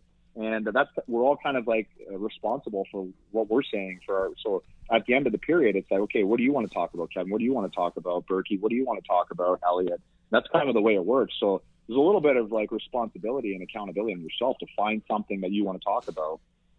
Listen, I want to talk about your relationship a little bit with Rick Rypien because, Cam brought him up earlier. Yeah. I remember writing about him every once in a while. His agent is here in St. Louis. And so, as a young guy, whatever, talking about Rip with his agent, you just kind of paid attention to him. And he was so tough. But what was it about his personality and your personality that brought the two of you so close together? He was just an easy guy to like. He was very soft-spoken, and but you know what? Like he had a burning desire to make it into the NHL, and like he worked so hard, and he wasn't a big guy. Like I don't know what he was listed at, but he was like 5'10", 185 for the majority of his career. And he loved fighting, like his father and his brother. His dad was a Gold Gloves boxer. His brother, Wes, who's tougher than him. So picture Rip, but then add like 3 inches, and then that's Wes, who played in the Dub and was like a great fighter in the Dub. And he ended up going and training MMA with Rory McDonald. And anyways, he's moved on. But a really tough family that loved the strategy of fighting and like the art of it. So certainly never a guy, and I honestly believe he never had anxiety going to the fights. I really believe he liked the fight, and he was really skilled and really good at it. So we would talk about fighting a lot. Like we got into a couple line brawls in the American League together where we were literally back to back fighting at the same time. And it just things like that, as bond you, right? And then like you go back into the dressing room and you're like high-fiving and you're laughing. And then we would watch like the UFC we'd come back after we watched the UFC main events together, and we just spent a lot of time. And he ended up moving in with my family when he was going through some problems when I was, my son was just born. So it was my wife, my son, and Rip, and my son used to bring him food on the tray, and he became family, right? He was a close friend, and he was going through a lot of internal struggles, and he finally started opening up to me and my wife, probably more so my wife, who was kind of, had some similar struggles, and we did whatever we could to help him, and it was just a very, very tragic way for it to end. And he was just a great, great kid that wanted to give back, like loved kids, like wanted to give back to kids, wanted to help. Low maintenance guy. Like I can't say enough good things about him, but certainly like he was a warrior, and that's what everybody remembers off the ice, but he was as good a guy off the ice as on.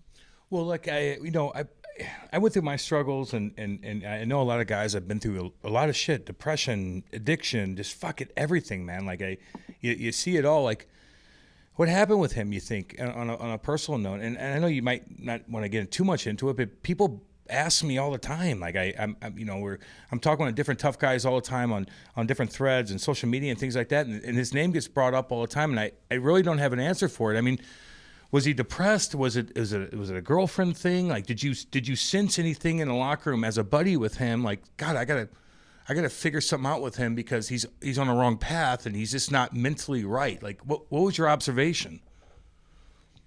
Well, at first, I didn't know the history. When he came to Manitoba halfway through the year, this is, again, lockout year, I didn't know any of his history. I didn't know about some of his personal history, how he lost his girlfriend in junior. She was driving out to watch him play, and she got into a car accident. Yeah. I didn't know about some of the tragedies he had earlier in his life, but I didn't see any signs. Not that I was looking, but certainly didn't see any signs early on. And then we became, like, good friends. Just, like I talked about, we bonded because of the same kind of guy. Yeah. And then, like, again, he was a quiet guy, like, around the team and everything. He had, like, that little smile, but he didn't really, like, talk a lot. And he was just, I'm like, okay, I'm just chalking it up to he's a quiet guy. But he'd flash you that smirk once in a while, and you felt like you could see right into his soul. Like, he was just such a good tell that he was a good guy. But I didn't know what was going on inside. And then the one year we were driving to training camp, like the skates before camp in Vancouver, this would have been both of our second years. And he basically opened up to me and said, listen, like, I almost didn't come back for camp this year. And I'm like, what do you mean? Like, Rip, I go, we got called up together last year. Like, this is going to be our first full year in the NHL. Like, both of us have been working so hard to get to. And he goes, yeah, like, I don't know, like, I'm just unhappy. And it was more of like a depression thing. I'm not a psychologist by any means or a doctor, but he really seemed to just be generally unhappy. He didn't like being alone. He bought a house kind of in the middle of nowhere all by himself, and I don't think that was good for him. He needed to be around other people, and that's why when he left the team midway through the season, I remember the one time Craig Heisinger came to me in Edmonton and says, we got to go find Rick. So we basically left the team and we drove through Lethbridge and through the snowstorm to go to his house in the middle of Crow's Nest Pass. And basically we weren't going to take no for an answer. Like, you're coming back with us because we feel like you need to be around us and we can help you. So that's when we brought him back, and he moved in with me for about a year. And same thing, right? Like, just a lot of struggles, a lot of inner demons. He would stay in his room in my apartment for days. Like, I'm talking about days where he wouldn't come out. Did you check on him? Did you check on him? Wait. So okay. So if he's in his room all the time, what's he doing? Is he drinking at the time? Because, like, is he just by himself? It's like watching movies. Like, I'm depressed. I can't get out of this hole. Or is he substance abuse? Like what was it when you checked on him?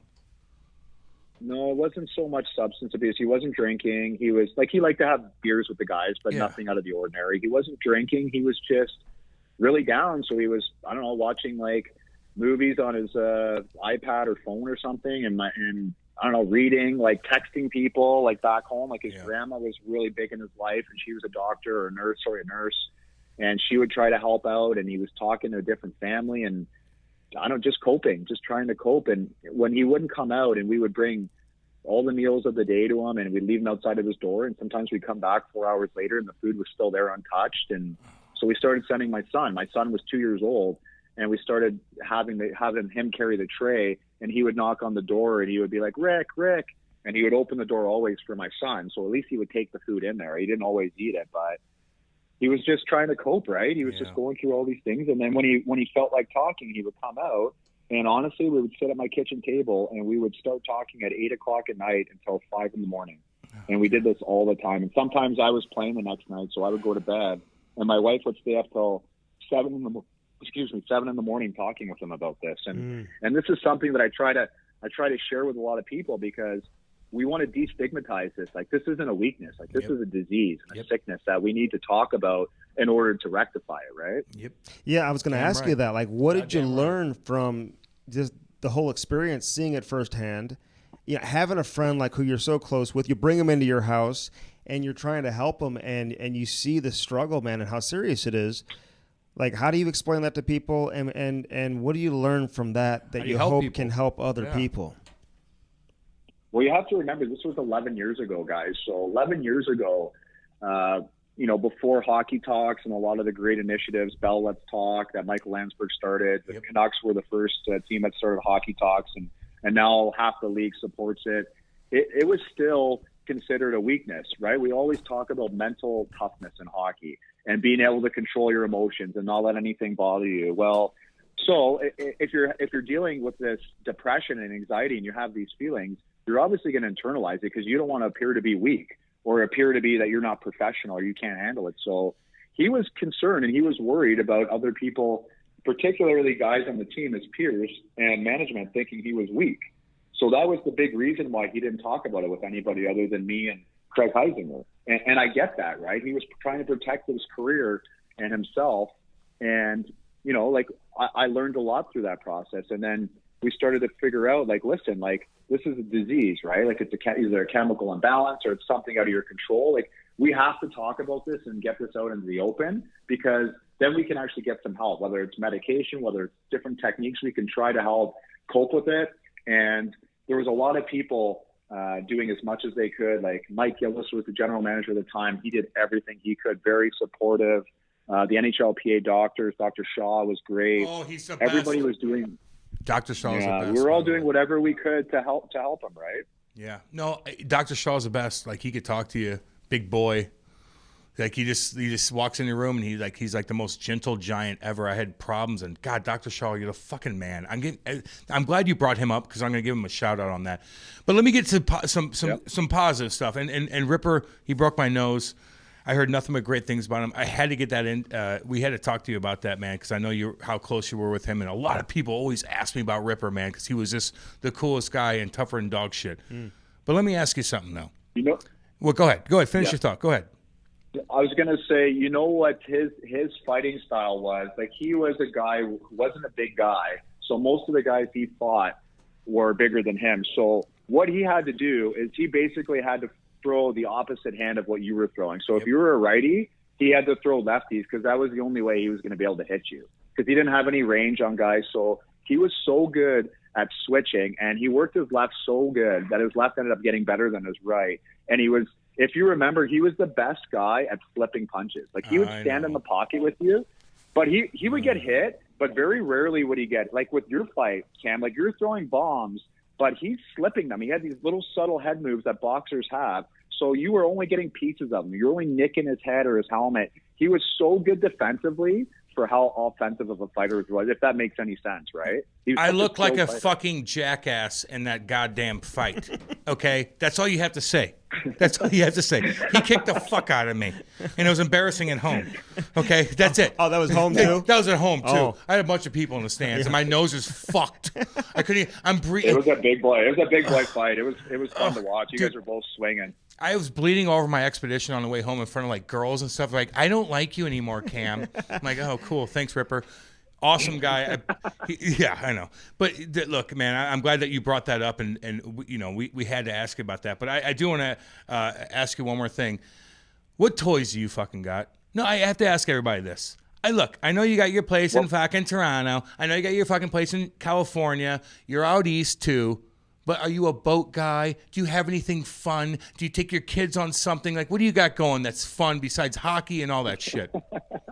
I'm serious. Yeah, like I have a boat, and we like to spend time on the water here on the lake. Yeah. So we got a boat. We do the wake surfing, water skiing, and wakeboarding, and all that stuff. I like to golf a lot. I'm a big golfer, so I like going on golf trips. Honestly, like, I'm not a super flashy guy. Like, I think we have a good life, and we don't do without, but we're not like a flashy. Like, I've never had, I don't know about you, Cam, but like all my buddies would always ask me, like, when are you going to get like a sports car? Like, when are you going to get like a Ferrari or a Lambo? I go, I'm just not interested. I don't care about that stuff. Like, I want like an SUV, a nice SUV that's functional and everything, black on black. But like, I was never a super flashy guy. Like, I'm all about like the experiences and stuff. So, dude, I mean, I don't think I can give you a good enough answer. No.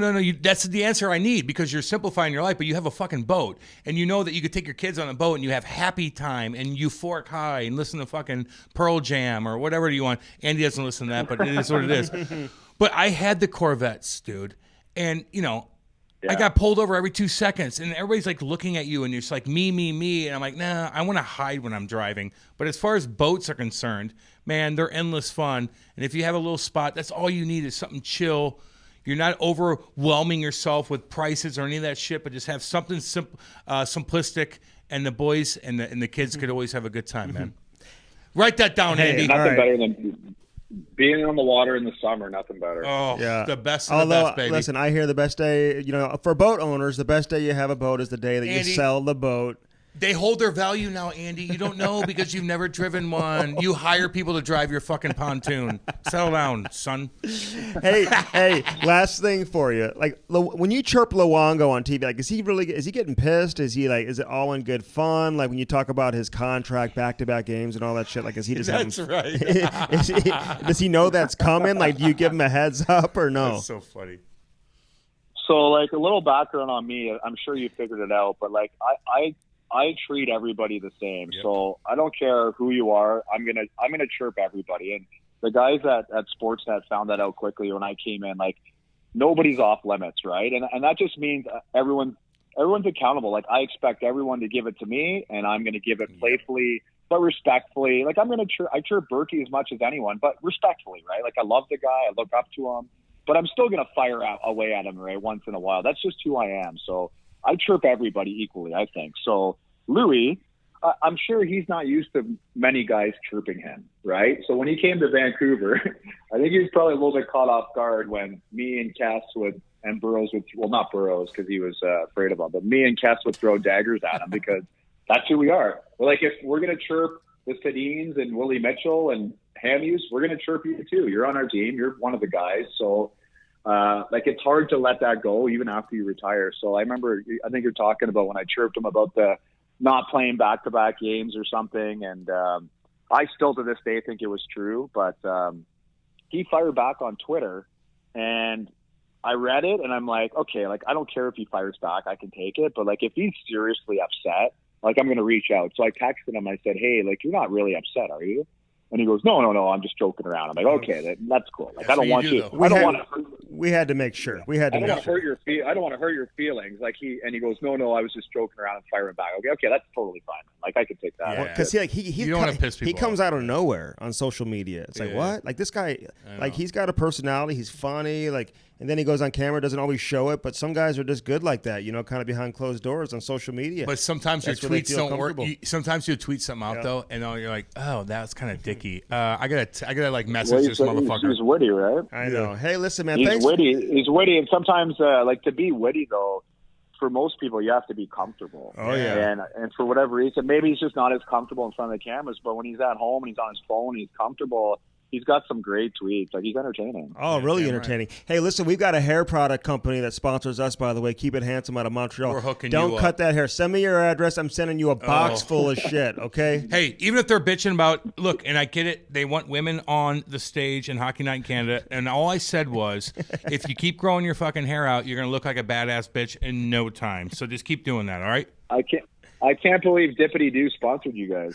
Oh, no. That's a Canadian thing. Is Dippity it? Doo. I remember that in locker rooms. Doo. Dippity Doo is a gel. It sucked. Dippity Doo. Dippity Doo. The green and the blue and the pink. Remember? And it didn't do anything. It made my hair look, I was like I was losing my hair even more because it clumped everything together. That's not our sponsor. Hey, man. Kevin, you were great, dude. You're the fucking man, dude. Hey, keep doing your TV thing, too. Yeah. But don't have all your other teammates come and do it. We need to save some jobs for some other people. Well, I just want to see you on there, to be completely honest with you. So keep doing your thing. Don't cut your hair. You're the man, dude. And we love you coming on the podcast, buddy. Thanks, guys. Great talking to you. Likewise. See you, big boy. Take care, man. Right on, man. That was Kevin Bieksa. Quick thoughts. I like him a lot. I didn't like him when I played against him. Okay, time out. What? You didn't like him. That's what I was going to ask you. You didn't like him when you played against him? No, I wanted to kill him. Did he kind of fall in the same category as a Kessler? Yeah, in terms of how they represented Vancouver? Yeah, I thought they were like a little cocky. I thought they were like brothers or something. Well, I think they are. I think they are too. He's a great guy though, man. But he's just a good. You can tell. And Kessler's cool too, dude. Yeah. So it's like you just don't know until you know. You know what I mean? And you see that throughout your career, I'm sure, man. Always. And people look at me. Oh my God, I have to deal with this every goddamn day. Like fuck, I hated you, and they're like, oh, you're a good guy. I'm like, oh, cool. You know when I first realized that, and of course I never played in the NHL. I didn't know if you knew You that didn't? or not. No, I didn't know if you knew that. That's weird. You act like you But did. you get opinions on guys who play, and you know how it is, man. They come play here. You get to know them pretty well, and Steve Ott was the one guy that I was like, this guy, I just didn't like him as a player. I thought he was a sideshow. I didn't always respect a lot of the stuff that he would do. But then you realize he's just such an intense competitor that he becomes a little bit unglued during the games because of his He's a psycho. He's a military dude. Intensity. His dad's a military motherfucker. And then you get to know him, and you're like, man, this is one of my favorite people I've ever gotten to know. I know. Max Lapierre, very similar. Not quite to the same level as Otter because he wasn't here as long, but similar situation. Yeah, no, I again, that happens to me all the time. Can you give me an example though of a guy?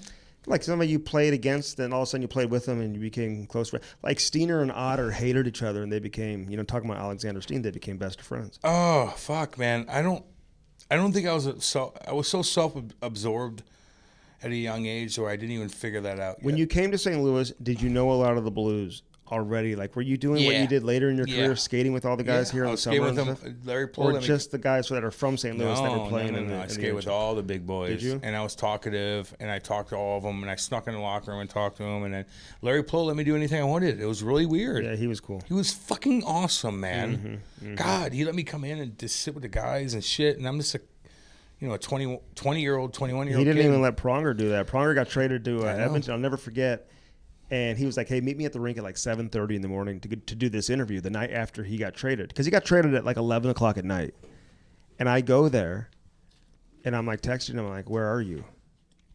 He's not in the room. I'm like going by the locker room. They're like, oh, he's not in here. He's in the referee room in the hallway. I'm like, why are you in here? He goes, because your boy Larry won't let me in the dressing room. You know how really? he was. Won't let me in the dressing room. I'm like, you just got traded yesterday. But they quickly, man. No, like I that remember, happens. I think the same thing happened to Petro this offseason. Yeah, it did. It did, certainly. But that happens but for me, like I was just a kid, local kid, and I was drafted, I was signed, I played a year, so they let me skate. And so I remember doing skates. At the end of the skate, I was next to Jamal Mayers, who doesn't like me cussing. I think I'm a little too much for him. Sorry, Jammer. Tone it down a little bit. Don't have your fucking kids in the car then. My bad. But we skated. What's the age requirement for? 30. So we were skating on it used to be 12. Whatever. Okay, we changed it. So we're skating on the blue line at the very end, and I'm like competing with him in the races. And so he's like, fucking put a puck on his stick. Put a puck on his fucking stick. He could skate. Put a fuck on it. So I'm like catching him, and so he's like getting pissed, and he's like, put a fucking puck on it. And Larry's watching it from the stands. And Larry came up to me in the locker room, and he goes, I'd like to have you on my team. You know how he's got that Boston accent? Yeah, I fucked that up. That was Tennessee. That was Kentucky. No, that was the worst Larry Plow That's my go-to. accent That's my ever. go-to accent, though, because that's what I'm like naturally inclined to do. Can I just say something? Can you do a Boston one? No, can I say something? What? Like to the people? Larry, he sounds nothing like Nothing that. like that. Nothing like no, that. No, I fucked that up. up. All right, go ahead. He comes to me and goes, I'd like to have you on my team. I'm like, oh, okay. And he's like, he said something again, like something that he wants me on the Blues. I'm like, okay. I never thought of it, played again, and then all of a sudden I'm traded there. And I think they had like little things like that, guys, man. Like I'm telling you, like they asked me to come out to those skates. Well, I kind of invited myself out to the skates, but they said it was okay. And then you put a fucking show on for them, and you're loud, and you're talking to the guys, and you're like, who the fuck is this St. Louis kid? Yeah. And he's going toe-to-toe with Jamal Mayers and skating without a puck. Thank you, Jammer. But then he's like, I want you on my fucking team. Like something like that. And I'm like, oh, okay. Larry Plow is he was the best, one man. of the best people ever. I still get a Christmas card from him. You know what he said to me? I don't. You know what he said to me one time? He said, You're small? He said, I know you're a little misunderstood. Oh. I want you to know, I think you have a really good heart. Well, I mean, it was like I don't think that. I think it's emotional. like, no, like you actually do your work and like do it properly. That's what he said. That's more. His Not you have a good words, heart. A good heart. You don't have a heart. You do good work. Okay, that's it. You have a heart when it comes to your family, but that's it. Okay, it stops then. Well, maybe with me once in a while, maybe with Janie, but that's it. Okay, you don't have a good heart. I have a good heart. I'll give. You work your ass. No, I'll give people money on the street. No, you won't. Yes, I will. No, you won't. And you'll give donate back to charity. No, you'll charge them interest. And I'll give back. And I'll give back. I'll give back to kids. And you'll go to the poor part of Ladue and give 50 cents out and be like, I want 75 next week, motherfucker. I give back to the kids locally. Your kids.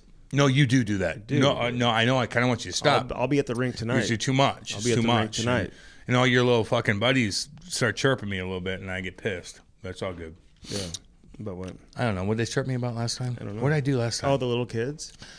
Did I say something stupid in front of little kids or something? Maybe. I don't God know. Well, damn it. Chances are pretty strong. Oh, yeah. Remember I threw a temper tantrum with you? Oh, my God. Yeah, you can't do that. You can't do that. I have girls. You got to keep it together. I have the families of the girls come up to me every time I skate on Wednesday and they're like, Cam, thank you for talking about us. Mm-hmm. You did fucking pile drive your stick into the glass. You can't do that. Like a psychopath. I don't know why and you do that. And the girls are crying, but then I came up to them and I go, that's a sorry. terrible example. I love you all. The fact that give you me a did hug, that, all you. Coronavirus hug, of course. Put the mask on and we're going to fake hug. But that's what I did with them. One of the worst things you've ever done.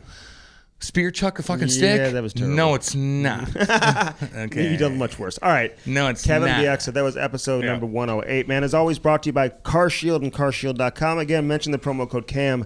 You'll save 10%. Sexy. Give them a call today, 1-800-857-2481.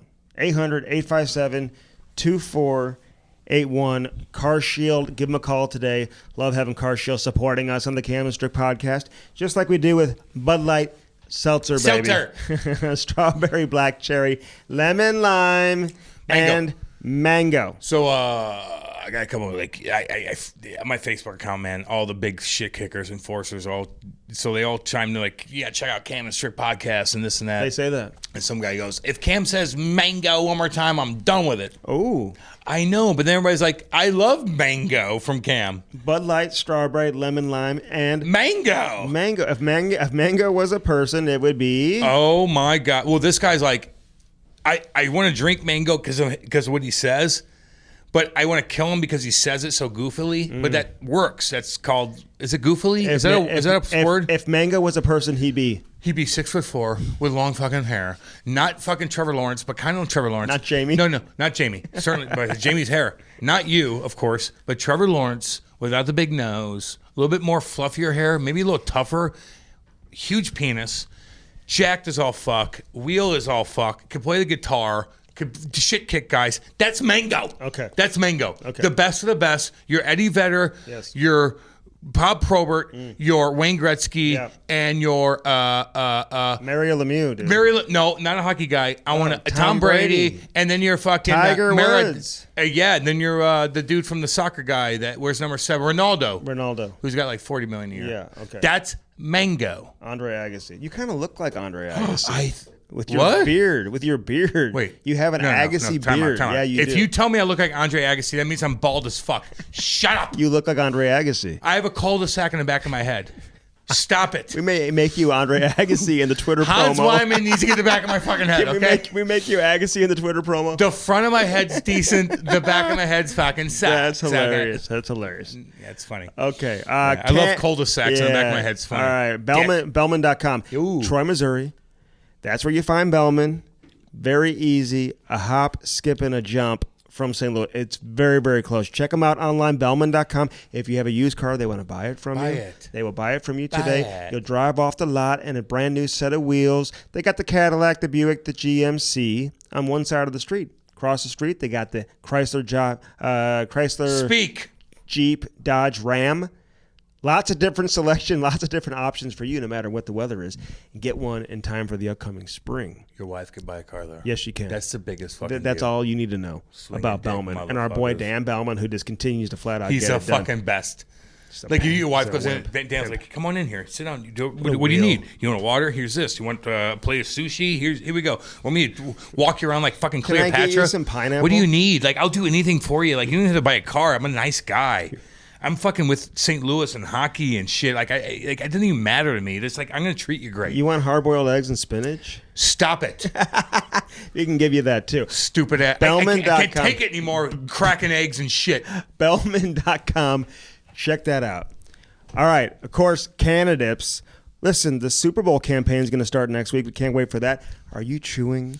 Do you need to get off the chew? Do you need help getting off the chew? Have you tried and you just can't get it done? You want to feel good? Can I give a shout out to our female listeners, by the way? We have a lot of them. I have a lot lot of female fans. They've been texting fans. me lately. I've got a lot of female fans. Kate responds to them, by the way, but go ahead. I got a lot of female fans who are reaching out to me on the daily basis. You sure? And we just appreciate all the female listeners that we have. Are they reaching out to you to reach out to me? No. Are they reaching out to you to reach out to me? Reach out and touch someone. No, they're just reaching out to me. I'm just asking. I have a good heart. They're like Larry Plow said, you have a good heart. The female listeners certainly reach out and they love it. And it's just so cool to have the hockey moms are like, Cam, Andy, you guys are so awesome. We should give a shout out. Mother Puckers is you the guys name are of awesome. their podcast. Yeah. But here's where I'm getting at. So a lot of these female listeners that we have that are driving to Saskatchewan or wherever you are. Yeah. Doesn't matter where you are. And they may have a significant other who chews. Maybe they chew. Totally. And they may say, you know what, it's time to get off the chew. I want to get the good old boy off the chew. I know. I need to hook him up with He's some a of this handsome stuff. bugger. So they could be anywhere in the States, anywhere. And you want to get him off the chew. Listen, just go there, mention the promo code Cam and Strick. You're going to save 20% site-wide. Find the flavor that works best for you. There's so many good ones. Try a couple of them. All you women and then out there, narrow in let me on say what you something. like the most. All you women out there, you know. All y'all. You're Kate. You're beautiful Kate, who's a princess. And we're sitting in bed, and we're watching hockey. I'm like, I'm putting a fucking chew in. And I take that fucking chew, and I spill it over the goddamn... And Kate just looks at me like, God, you're such a good guy. You did good things, although you're psychotic and you didn't do good things earlier. But now you're like spilling chew over the fucking bed and it stains everything. Like I don't like you. No, you can't do that. Can't do it, Dan. Andy. You can't do it. But now you have these little dips, and I'm like, I'm not even spitting shit out. know, Sometimes I know. I take the chew and I'll fall asleep with my spit cup and it'll spill over Kate. God. I know. And she gets up like, why am I beautiful and you're a psycho and you're spilling chew on me? Like there's got to be a balance. Yeah, stop doing that. Thank you. Don't do that. I won't.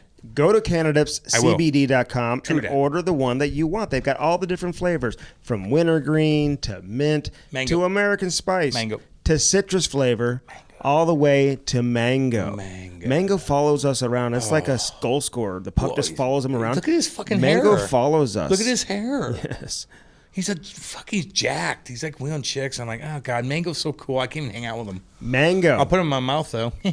So What does that mean? Again, get in on it. Get in where you fit in. Quit chewing, and try the best alternative to chew that's on the market. It's easy peasy, baby. It's so easy. And your wife loves you, and you'll get makeout sessions. Oh, very true. I like to make out now, Andy. Okay. I'm a makeout king now. Yeah, but I used to not like doing not it. when you have the grizzly. No, when That's I get not grizzly, happening. she's like, No. I want to punch you in the That's face. terrible, But yeah. if I have Yeah. the other chew, she's Yeah. like, I want to get fucking. I'm here stick to your say, fucking tongue down my you throat. haven't had any grizzly throughout this entire podcast. No. This is working. No. This is working.